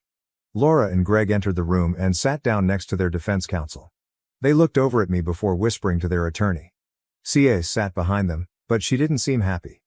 The jury, which had been chosen the day before, was seated, and the judge entered with the bailiff, issuing the order for everyone to stand. Using the rail in front of me for support, I rose up and noted Greg and Laura's shocked expressions. When the judge entered, he gave the order to sit and we all sat down. Dr. Victor calmly inquired if I was all right, and I nodded yes. The judge began the hearings by reading the lengthy list of allegations, noting that Greg and Laura had both pleaded not guilty. After both sides had finished their opening comments, the court went to the prosecution attorney, who called me as his first witness. Dr. Victor walked beside me to ensure I didn't collapse and then returned to his seat. Greg and Laura exchanged stunned looks as I sat in the witness chair. They were even more surprised when I talked after the bailiff had sworn me in to tell the truth. The prosecutor got up and walked up to me. He started by complimenting me on my improvement, then asked questions about my accident and the year I spent as a quadriplegic. I realized what he was doing. By asking these questions, he was informing the jury about my physical state before I was treated at Dr. Victor's facility. The majority of the inquiries at this point were on my home life. How Laura tried but was unable to care for me, and how she was able to arrange for home health care experts to care for me during the day. And during any of this time, did your wife ever attempt to see to your emotional needs? The prosecuting attorney questioned. No, sir, I said. Did she ever attempt to please you in any way? He asked her. No, she did not, I replied. Had she tried, would she have been successful? Wondered the man. I shake my head. No, I had no feeling from the neck down. I see, he replied. Did she ever hug you or kiss you or spend time with you, maybe reading a book or watching television? I considered my response carefully, but I couldn't recall her doing anything similar. She sometimes gave me a peck on the cheek, but that was about it, I replied. Did she participate in your care? He inquired. Did she feed you, help bathe you, perhaps help you in the bathroom? She tried at first, but she simply wasn't up to it. When did Mr. Wallace come into the picture? Almost from the beginning, I said. Were you friends before your accident? The prosecutor inquired. Yes, we were. They lived next door to us and we had spent time together before to my injury. I see. So you weren't surprised to see him in your apartment? No, I thought we were friendly. They frequently came over, and we would occasionally enjoy a beverage or dinner. You say he and your wife engaged in inappropriate activity in your apartment, the prosecution continued. When did that start? I'm not sure exactly. They could have been doing it while I was in the hospital, but I'm not sure. I have no confirmation of that. He frequently let her cry on his shoulder while they were both present. I believe it was approximately a month after I returned home from the hospital that I first heard them. Heard them? The prosecutor inquired. Yes. I could hear them kissing and moaning like they were making out. Laura wiped her eyes as I recounted what I had heard. Then I heard them in what used to be our bed, being intimate. What happened then? The prosecutor inquired. He would enter my room and harass me when she was showering. One day, he brought in a monitor in a box and said that it was so I could see a real man with my wife. Laura and the jurors let out a collective gasp. Your Honor, the prosecutor remarked as the bailiff brought out a trolley containing a large monitor and a black box into the courtroom. This is the monitor and box Mr. John is talking about. The box is a digital video recorder. The system also includes 2 video cameras, one in Mr. John's master bedroom and the other in his lodging room. We copied several hours of video footage captured by the device. The prosecutor turned back to face me. Is it your testimony that Mr. Wallace used this so you could watch him being intimate with your wife? He was asking. Yes, I said gently. Laura looked at Greg, astonished. You liar, she exclaimed. The judge hammered the gavel. Order in the court, he declared. Laura calmed down, and the prosecutor resumed. Did you know that Mr. Wallace placed a camera in your room as well as the master bedroom? My friend asked me. I shake my head. This was new to me. No sir, I didn't. How did your wife react to this monitor? The prosecution inquired. She thought it was great that he got it for me. Apparently, she assumed it was so I could watch sports on TV. And was it about this time that the abuse against you began? The prosecutor inquired. Yes, it was, I answered. Please tell the court what would typically happen, the prosecution asked. After Greg and my wife had their fun, he would come into my room, turn the monitor off, then lift me up and abuse me. Is it in your testimony that he abused you? The prosecutor inquired. Yes, I said, embarrassed. Was your wife ever present when this occurred? The prosecutor inquired. Not that I'm aware of. He always appeared to finish around the time she was done showering. Afterward, Mom would come into my room and tell me how great it was to have a friend like Greg to look after me. How often did this happen? About 2 or 3 times a week, I answered. For how long? The prosecutor inquired. About 4 months. I heard members of the jury gasp, and when I looked around, I noticed several of them staring at Laura and Greg with venom in their eyes. Laura looked down at the table, while Greg sat stoically, staring straight ahead. So you estimate that this happened about 35 times overall? The prosecutor inquired. About that, yes, I replied. Were you aware that Mr. Wallace recorded his time in your room? My friend asked me. I shake my head. No, I wasn't. The prosecutor looked at the jurors. In fact, ladies and gentlemen, Mr. Wallace recorded himself abusing Mr. John 36 times on this device, he told them. He paused while the jurors took it in. With friends like that, who needs enemies? The prosecutor remarked rhetorically. The defense attorney objected, and the judge upheld his objection. That's all I have for this witness at this time, the prosecution stated. But I reserve the right to recall Mr. John to the stand. Very well, the judge replied. Your witness, Mr. Bradley, he informed the defense attorney. Brad Bradley remained at his table, looking up at me before speaking. Mr. John, I am sorry to hear of your injuries, and I do hope you get better. Thank you, I replied. Just one thing, he added. At any time, did you ever indicate to Mr. Wallace that you did not approve of his alleged actions? I was unable to. I was totally crippled at the time, and I couldn't even speak. So the answer is no then? He asked. That's because I couldn't, I explained, growing agitated. You also failed to alert anyone about what transpired, including your wife. Isn't that correct? He questioned. Now I was upset. That's because I was completely disabled and couldn't, I roared and slammed my fist on the thick wood rail in front of me. For a moment, no one said or did anything. When I drew my hand away, I noticed that I had cracked the rail. I didn't realize I'd hit it so hard. I looked at the judge before speaking. I apologize, Your Honor. I lost my temper. Don't do it again, he told me. I nodded my head. That's all I have for this witness, Bradley added. The judge told me I may leave the stand, and Dr. Victor came to accompany me back to my seat. The prosecutor then summoned Dr. Victor to the stand. He informed the court of my injuries and the extent of my incapacity. He also said that he discovered severe damage, collected samples for evidence and testing, and then did everything he could to repair the harm. He also discussed the procedure he had conducted and my progress since then. And in your professional opinion, the only way for this damage to have been done is for Mr. John to have been abused, is that right? The prosecutor inquired. Correct, Dr. Victor said. That would also explain the presence of evidence. Thank you, the prosecutor responded. He turned to face the jurors. Ladies and gentlemen, the state tested the sample. Further tests and DNA analysis have proven with 99.99% certainty that it belongs to the defendant, Greg Wallace. He turned to face the judge. That is all I have for this witness, Your Honor. Your witness, Mr. Bradley, the court stated. Thank you. Dr. Victor, you run the Arrowhead Institute of Advanced Medical Research, correct? Yes, that is correct, Dr. Victor replied. You engage in some pretty cutting-edge research there, do you not? Bradley asked. Sure, Dr. Victor replied, slipping into his native German as he occasionally did. Bradley took out a piece of paper and started reading. Each of us has different protection mechanisms that assist us deal with harsh events. Sometimes we revert to an alternate version of ourselves, which could be regarded as an alter ego. The alter ego could present itself in a variety of ways. An otherwise calm, unassuming person may suddenly become noisy, arrogant, and domineering, for example.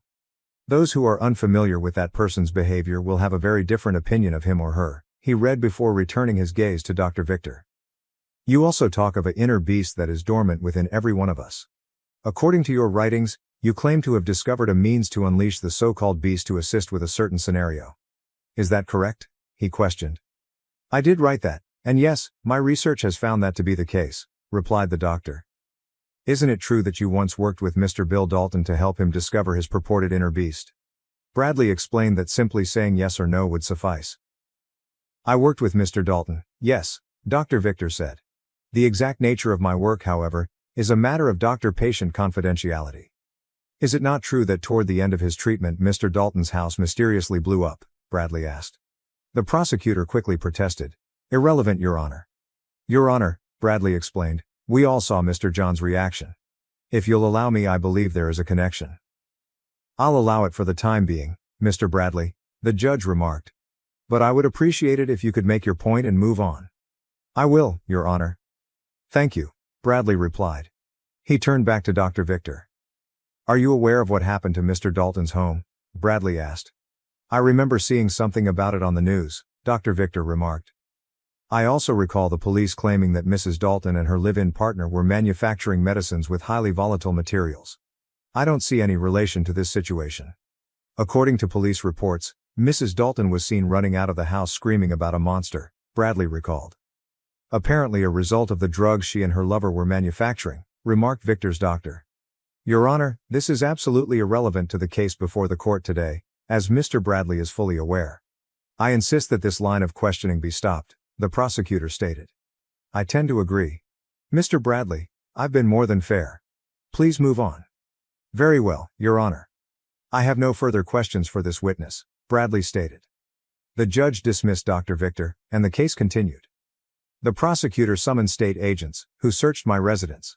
Both claimed they discovered what looked to be proof of abuse. Then he called home healthcare nurses, who testified that they saw symptoms of physical abuse. They documented it in their records, but the home care facility never followed up, thus the reports fell through the bureaucratic cracks. I have one last piece of evidence, Your Honor, the prosecutor stated. With your permission, I would like to play a portion of video taken of the abuse against Mr. John. Very well, the judge replied. The prosecutor looked at the jurors. Ladies and gentlemen, what I'm about to show you is shocking, he told them. I take no joy in this, but I believe it's necessary that you see for yourselves what Mr. John had to endure for months on end. He switched on the monitor and started playing the footage. The jury frowned as they saw Greg clearly abuse me. The prosecutor paused the video and enlarged the image.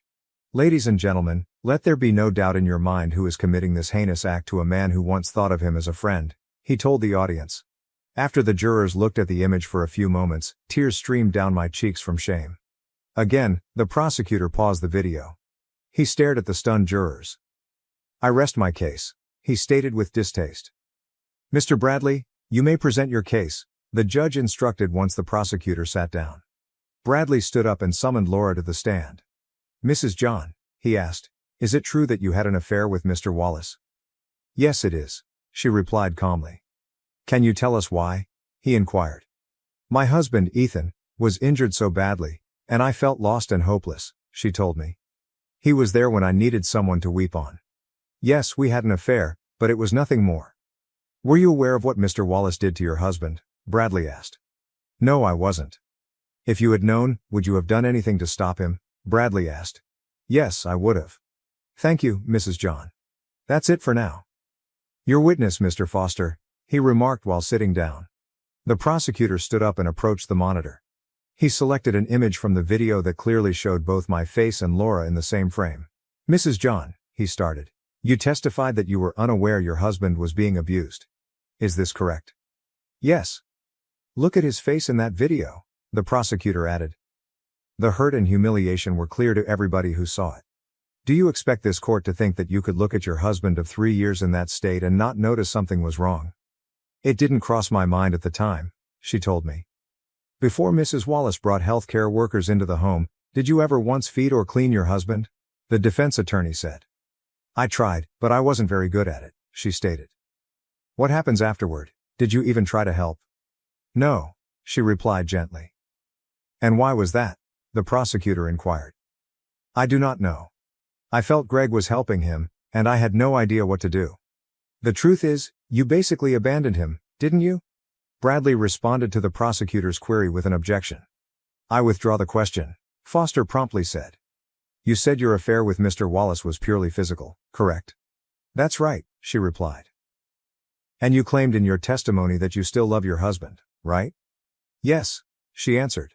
Foster returned to his table, pulling out an audio recorder and a document from his briefcase. He walked back to the bench. Your Honor, this is a written report done by Samuel Jenkins, a private investigator hired by Mr. John's attorney, he stated, presenting the paper to the judge. A copy of this report and the audio were provided to Mr. Bradley, as evidenced by the accompanying affidavit. The report refers to an audio recording of a conversation between the defendants while out on a dinner date shortly after Mr. John was admitted to Arrowhead. With your permission, I'd like to play the audio for the jury. Very well, the judge replied. Foster activated the recording button, and Laura and Greg's chat could be heard in court. So have you given any thought to what we discussed? Greg's voice is heard on the recording. I have, and I admit I'm intrigued, Laura replied. Well, what do you think? I must admit, the last few months with you have been fantastic, she remarked in the recording. Much better than my life with Ethan has ever been. Are you sure we can pull this off? Of course, Greg replied. I'm a lawyer, you know. I can have a judge do whatever I want. It would be easy to declare Ethan a state ward. He can't care for himself, and you're clearly not trained to do so. Frankly, I can't stomach the idea of it, she told me. I mean, feeding him like a baby, wiping his drool, changing his diaper and cleaning his buttocks, yuck. It makes me nauseous just to think about it. I need a man, a whole man, a genuine man like you. You and I both know this Victor guy won't be able to do anything for him, Greg told him. Every doctor stated he'd be an invalid for the rest of his life. Once he is judged incompetent, we may seize his massive settlement and live like kings in Costa Rica or somewhere else. Wouldn't that be preferable to staying here and wiping the excrement off little Timmy? Yeah, it would, she answered. What about C though? Laura asked. Things haven't been great between us for a long time, Greg told me. She wants children, but I don't, and I'm tired of her continual pestering. I just want to be sure you won't go soft on me and tell me you still love him when we start dating. That will not happen. I love only you. The prosecutor paused the recording and looked at Laura. I felt like my heart had been ripped out again. So you and your lover intended to declare your spouse incompetent so that you could take his settlement money and go to Costa Rica? So were you telling the truth to your sweetheart or in court? Which is it, Mrs. John? Please tell me now so that I can decide whether or not to prosecute you with perjury. Tears streamed down her cheeks as she was forced to openly confront her own deception. I don't know, she exclaimed. I still loved him, but I loved Greg too. She looked over at me. Please, Ethan, forgive me. I shook my head, turning away from her. Foster glanced at her with disgust. I'm done with this witness, he stated before walking away. The court excused her, and Bradley summoned Greg to the stand. So Mr. Wallace, Bradley said when Greg was sworn in, we've seen video of you and Mr. John. There is no denying what we all witnessed. I only have one question. Did Mr. John ever tell you that he didn't approve of your actions? Not once, Greg answered with a snarl. Thank you, Bradley replied, turning away. Your witness, he informed Foster, who was already on his feet. Mr. Wallace, he said. You graduated from Harvard Law School, did you not? Yes, I did, Greg announced happily. And you graduated near the top of your class, didn't you? I did. In fact, you're highly regarded as a top litigator in your firm, Foster told me. Bradley objected. Relevance, Your Honor? Your Honor, I intend to show that Mr. Wallace not only knows the law, but he knew that Mr. John could not possibly have given consent, Foster told you. Go ahead, Mr. Foster, the judge instructed. Thank you. He turned back to Greg. You knew that Mr. John was disabled, didn't you? Greg sighed and said nothing. Didn't you? Foster bellowed. Yes, I knew, Greg said. And you knew that the law in this state says persons with Mr. John's disabilities are incapable of giving consent, didn't you? Foster inquired. Yes, I guess so, Greg said. Foster glanced at him with hatred for a few moments before shaking his head. I'm finished with this witness, Foster replied, walking away. Any more witnesses, Mr. Bradley? The court inquired. Bradley shakes his head. No, Your Honor, I rest my case. Very well, we'll take 15 minutes and reconvene to hear closing arguments. The judge pounded his gavel and everyone exited the courtroom. Dr. Victor gave me a cup of water. How are you holding up? He inquired as I sipped my water. I'll be okay, I assured him. He patted my shoulder. Good. Foster looked to check how I was doing. I'm sorry you had to relive all of that, he said. I believe we have made an impression on the jurors. We will see. This is nearly over, Ethan. Remain patient. Thanks, I replied. Soon, the break was finished, and everyone returned to the courtroom. Greg, Laura, and Mr. Bradley appeared less assured than they had earlier in the day. CA looked angry enough to spit nails. This was the first time she'd heard much about it. When the judge returned, the bailiff directed everyone to stand. All right, Mr. Bradley, present your closing statement, the court said. Bradley stood forward to face the jury. Ladies and gentlemen of the jury, this is a difficult case for all of us. And contrary to popular belief, we hope Mr. John recovers. We have stipulated that the alleged abuse occurred with Mr. John. We're not debating that point, but this is a case about consent, or lack thereof. Mr. John confessed under oath that he never told my client that he did not provide approval. Mrs. John was unaware that anything was amiss, and she had no idea the alleged abuse had occurred. As a result, you are forced to conclude that my clients are not guilty. Thank you. He took a seat. The judge moved for Foster to make his final statements. On his way, Foster turned on the monitor, which displayed the image of Greg abusing me. Ladies and gentlemen of the jury, thank you for your participation today. I realize this has been really difficult for all of you. The defense has attempted to avoid the issue by stating that Mr. John never stated that he did not consent to what was being done to him. There's only one problem: Mr. John is crippled. He could not speak or defend himself. According to the law in this state, people with disabilities like his are unable to give or deny consent. Mr. Bradley is aware of this, as is the defendant, Greg Wallace, who is a Harvard Law School graduate. They have admitted to the activities against Mr. John. You've seen the video and heard the audio. You know the defendants plan to fraudulently declare Mr. John incapable in order to grab what was rightfully his and depart the country. Wallace took Mr. John's wife with the intention of taking Mr. John's money while leaving his own wife high and dry. You have heard the defendants' plan and scheme against Mr. John. The defense has not raised any doubts about what happened. The defendant Wallace abused Mr. John 36 times, and Mrs. John did nothing to stop it. In this state, abuse and willful neglect of a disabled person is considered a hate crime. That is why I am advocating for the highest punishment permitted by law. The state has done its part. Now I ask that you do yours and give Mr. John the justice he deserves. Thank you. After Foster had taken his seat, the judge issued his orders to the jury and sent them off to deliberate. He then ordered the rest of the court to recess. Dr. Victor and I entered the corridor, where Jacob waited. I just wanted to let you know that Laura signed the divorce papers, he told me. She isn't contesting anything. I just came back from filing them. The judge will sign off on them in a day or two, and you will be free in 6 months. Free? I asked cynically. Why don't I feel free then? You've been through a lot, young man, Dr. Victor explained. Trust me, it'll get better. I hope so. And I think I know just the person who can help you feel better, the doctor added with a knowing smile.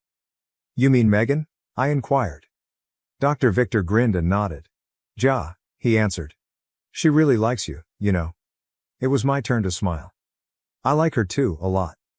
Good, Dr. Victor replied. Just be careful though. I don't want you to have sex for at least another 6 to 8 weeks. I don't want you to put too much strain on your back just yet, he said with a smile. By the way, I said, what's up with that rail? How did I crack that thing? I barely slapped it. Must be the supplements we've been giving you, he said with a joke. That and Na's physical therapy. Nothing to do with that inner beast stuff, I said. He laughed. No, not at all. That's an entirely separate project. Besides, I would not recommend it for you, especially with the custom-built vertebrae we've installed. We talked for a little longer, and after about an hour, Foster poked his head into the corridor. Jury's back in already? I asked. He nodded his head. That was fast. Yeah, it was, Foster replied. Hopefully that's good news for us. We went through the motions again as everyone returned to the courtroom. The bailiff directed us all to stand as the judge entered, and we all took our seats. On his signal, the judge inquired, has the jury reached a decision? We have, the jury foreman said. The bailiff received the paperwork from the foreman and delivered it to the judge. After reading it to himself, he told Laura and Greg to stand up. Bradley stood with them. How do you find the charges against defendant Greg Wallace? The judge inquired. We find the defendant Greg Wallace guilty on all charges, the foreman stated. And on the charges against defendant Laura John, how do you find? We find the defendant Laura John not guilty on the charge of accessory to abuse of a disabled person, Your Honor, and guilty on all the other charges, said the deputy district attorney. The judge nodded his head. Very well, he responded, facing the defendants. He poured his rage on them. I've seen and heard a lot in this courtroom over the years, but nothing as awful and egregious as what I observed here today. The two of you make me sick to my stomach. You have not only mocked your marriages, but also the legal profession. That is why I am handing you the maximum penalty permitted by law. Mr. Wallace, as a well-trained lawyer and court official, your actions disgust me beyond words. At the prosecutor's request, I am sentencing you to at least 450 years of hard labor. That's 12 years for each of the 36 charges of maltreatment, plus an additional 20 years for committing a hate crime. I additionally added 8 years for conspiracy to conduct fraud. Mrs. John, I disagree with the jury's not guilty finding. Personally, I don't understand how anyone with more than 2 brain cells could be unaware that your husband was being abused. Nonetheless, I shall follow the verdict. I am, however, giving you the maximum punishment for criminal negligence and conspiracy to conduct fraud, which is 15 years in jail under state rules, making you available for parole in 10 years. He raised his gavel, but Bradley spoke to the judge. Your Honor, he replied, Mrs. John has just informed me that divorce papers have been filed, and she wishes to speak with Mr. John before being taken into custody. Is that acceptable with you, Mr. John? I can give her a couple of minutes, the judge explained. Your Honor, that's fine, I said. The judge nodded and remarked, very well. He slammed his gavel, declaring the court dismissed. Laura approached me as deputies prepared to take Greg away. You look good, she replied. Thank you, I replied. I just wanted you to know that I'm sorry for everything. I honestly had no idea what he was doing to you. I would have done everything I could to stop it if I had known. I think you convinced the jury of that, I told them. I agree with the judge, however. I find it difficult to believe. You are not a foolish woman. At any rate, you'll have 15 years to consider it. Was there anything else? Yes, she responded. I wanted you to know I signed the divorce papers and I'm not going to fight you over it. That's what I heard, I informed her. Don't you want to know why it happened? She inquired. I shook my head. I really don't care, I told her. I'm sure it was all for greed and lust. You cheated me, plain and simple. The why really doesn't matter anymore. Do you think you could ever forgive me? She asked. Why is it all you cheating losers think you can come crawling and begging for forgiveness? I asked. You certainly didn't care about me when I needed you the most. To answer your question, no. I do not intend to ever forgive you. Instead, I'll do my best to forget you exist. Was there anything else? I know you won't believe me, but I do love you, she replied. I just wanted to tell you that before they take me to jail. You're correct, I don't believe you, but thank you for saying so. I suppose you should get moving. Those deputies don't seem happy over there. Okay. Goodbye, Ethan, she replied. She walked away with tears in her eyes. At that moment, I had absolutely no feelings for her. As I stood up, she approached me. How are you doing, Ethan? You look better now than you have in a long time. Thanks. I'm doing a lot better now, thanks to Dr. Victor. I just wanted to apologize for what my loser soon-to-be ex-husband did to you. I appreciate that, I told her. Did you get in touch with Jacob? Yes, I did. Greg's father insisted on a prenuptial agreement when we married, and it includes a very strict infidelity clause, so Jacob will have a field day with it. I'm glad to hear it, I said. If there's anything I can do to help, let me know. Thanks. I might need to borrow several copies of those videos from you. No problem, I responded. Whatever you need. I'll be gone a little longer, but I'm sure Jacob can make do with what he already has. One last thing, she added. I still have the key you gave me right after the accident. I'll clean up your apartment and remove Laura's belongings if you like. That would be a big help, see. Thanks. Not a problem. Good luck, and I'll see you soon, she said, kissing me on the cheek. We watched as she departed. I couldn't believe Greg was so dumb to cheat on such a nice woman. Are you finished flirting with all the women? Dr. Victor inquired. I'd like to get back to work if you don't mind. Works for me, I replied. But how are we going to get back? No problem, we'll take care of that for you, Agent Cole stated from behind. After all, we're the ones who brought you here at Dr. Victor's insistence. I sat down in the wheelchair, and Cole drove me out to the car, where we all climbed in. Actually, I was relieved to have the wheelchair. I'd been up and down much of the day and was feeling fatigued and achy. We returned to the facility, and Dr. Victor wheeled me into my room, where Megan waited for me. After supper, she helped me get ready for bed before going into the bathroom to change into her sleepwear, which was actually a long t-shirt. How are you feeling? She inquired as she slid into bed with me, wiped out. It's been a long day, I explained. She kissed me and rested her head against my shoulder. Yes, it has, she replied. I realize it has been difficult, but it had to be done. Now you can start putting all of that behind you, and I'll be here to assist you in any way I can. Before I spoke, I took a long look at her face. I said, I love you, Megan, without thinking. She smiled softly and kissed my lips. And I love you, Ethan, she added. She rested her head on my shoulder and draped an arm across my chest. I felt happier than I had been in a long time. We soon fell asleep together. They exhausted me over the next 5 weeks. In drill instructor mode, encouraged me to go farther and quicker with each session. On top of that, I was seeing the counselor twice a week to help me overcome the trauma I had experienced the previous year.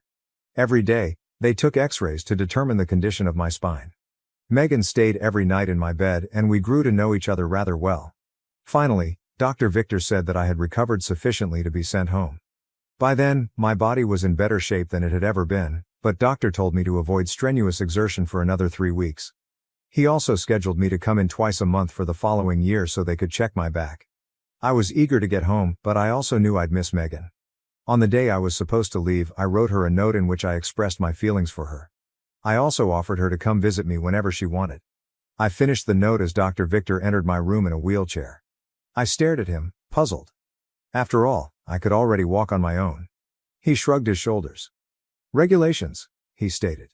I understand. As I sat in the wheelchair, I wished I'd never have to use one again. He pushed me to the pickup location outside and I glanced about while waiting for the Arrowhead van.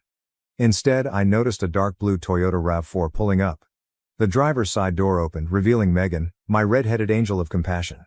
She came around to open the passenger door for me. Surprised, I stared at Dr. Victor. Megan has a new assignment, he announced with a smile. She'll be your live-in caretaker, that is, unless you have any objections. Absolutely not, I answered, smiling. I shook his hand. Thank you, Dr. Victor, for everything.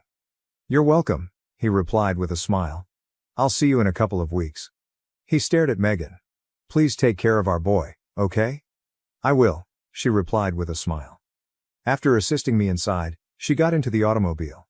I noticed numerous luggage had been stuffed into the back of the car. So how long are you going to be assigned to me? I asked. It depends on how long you need me. How long do you think that will be? Conservative estimate. I would say at least 60 years, I responded. Is that okay with you? Darn straight it is, I replied. She kissed me on the lips before pulling away and heading home. When we went home, I marked the calendar with the day Dr. Victor indicated I could resume normal activities. As it turned out, that was the day after my divorce from Laura was finalized. CEA met and married a doctor 2 years after her divorce. I never visited Laura in prison, but I did understand that she was undergoing treatment.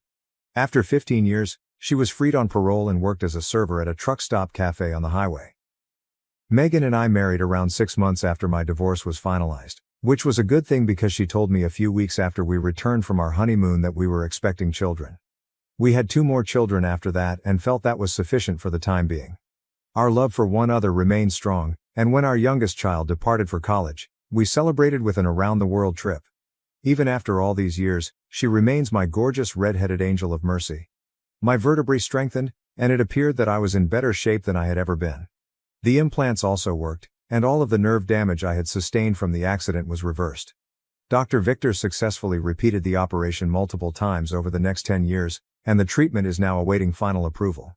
As I reflect on my life, I can't help but think of John Milton's quote, "Every cloud has a silver lining." Yes, I went through hell for a year after that truck hit me. It was my dark cloud.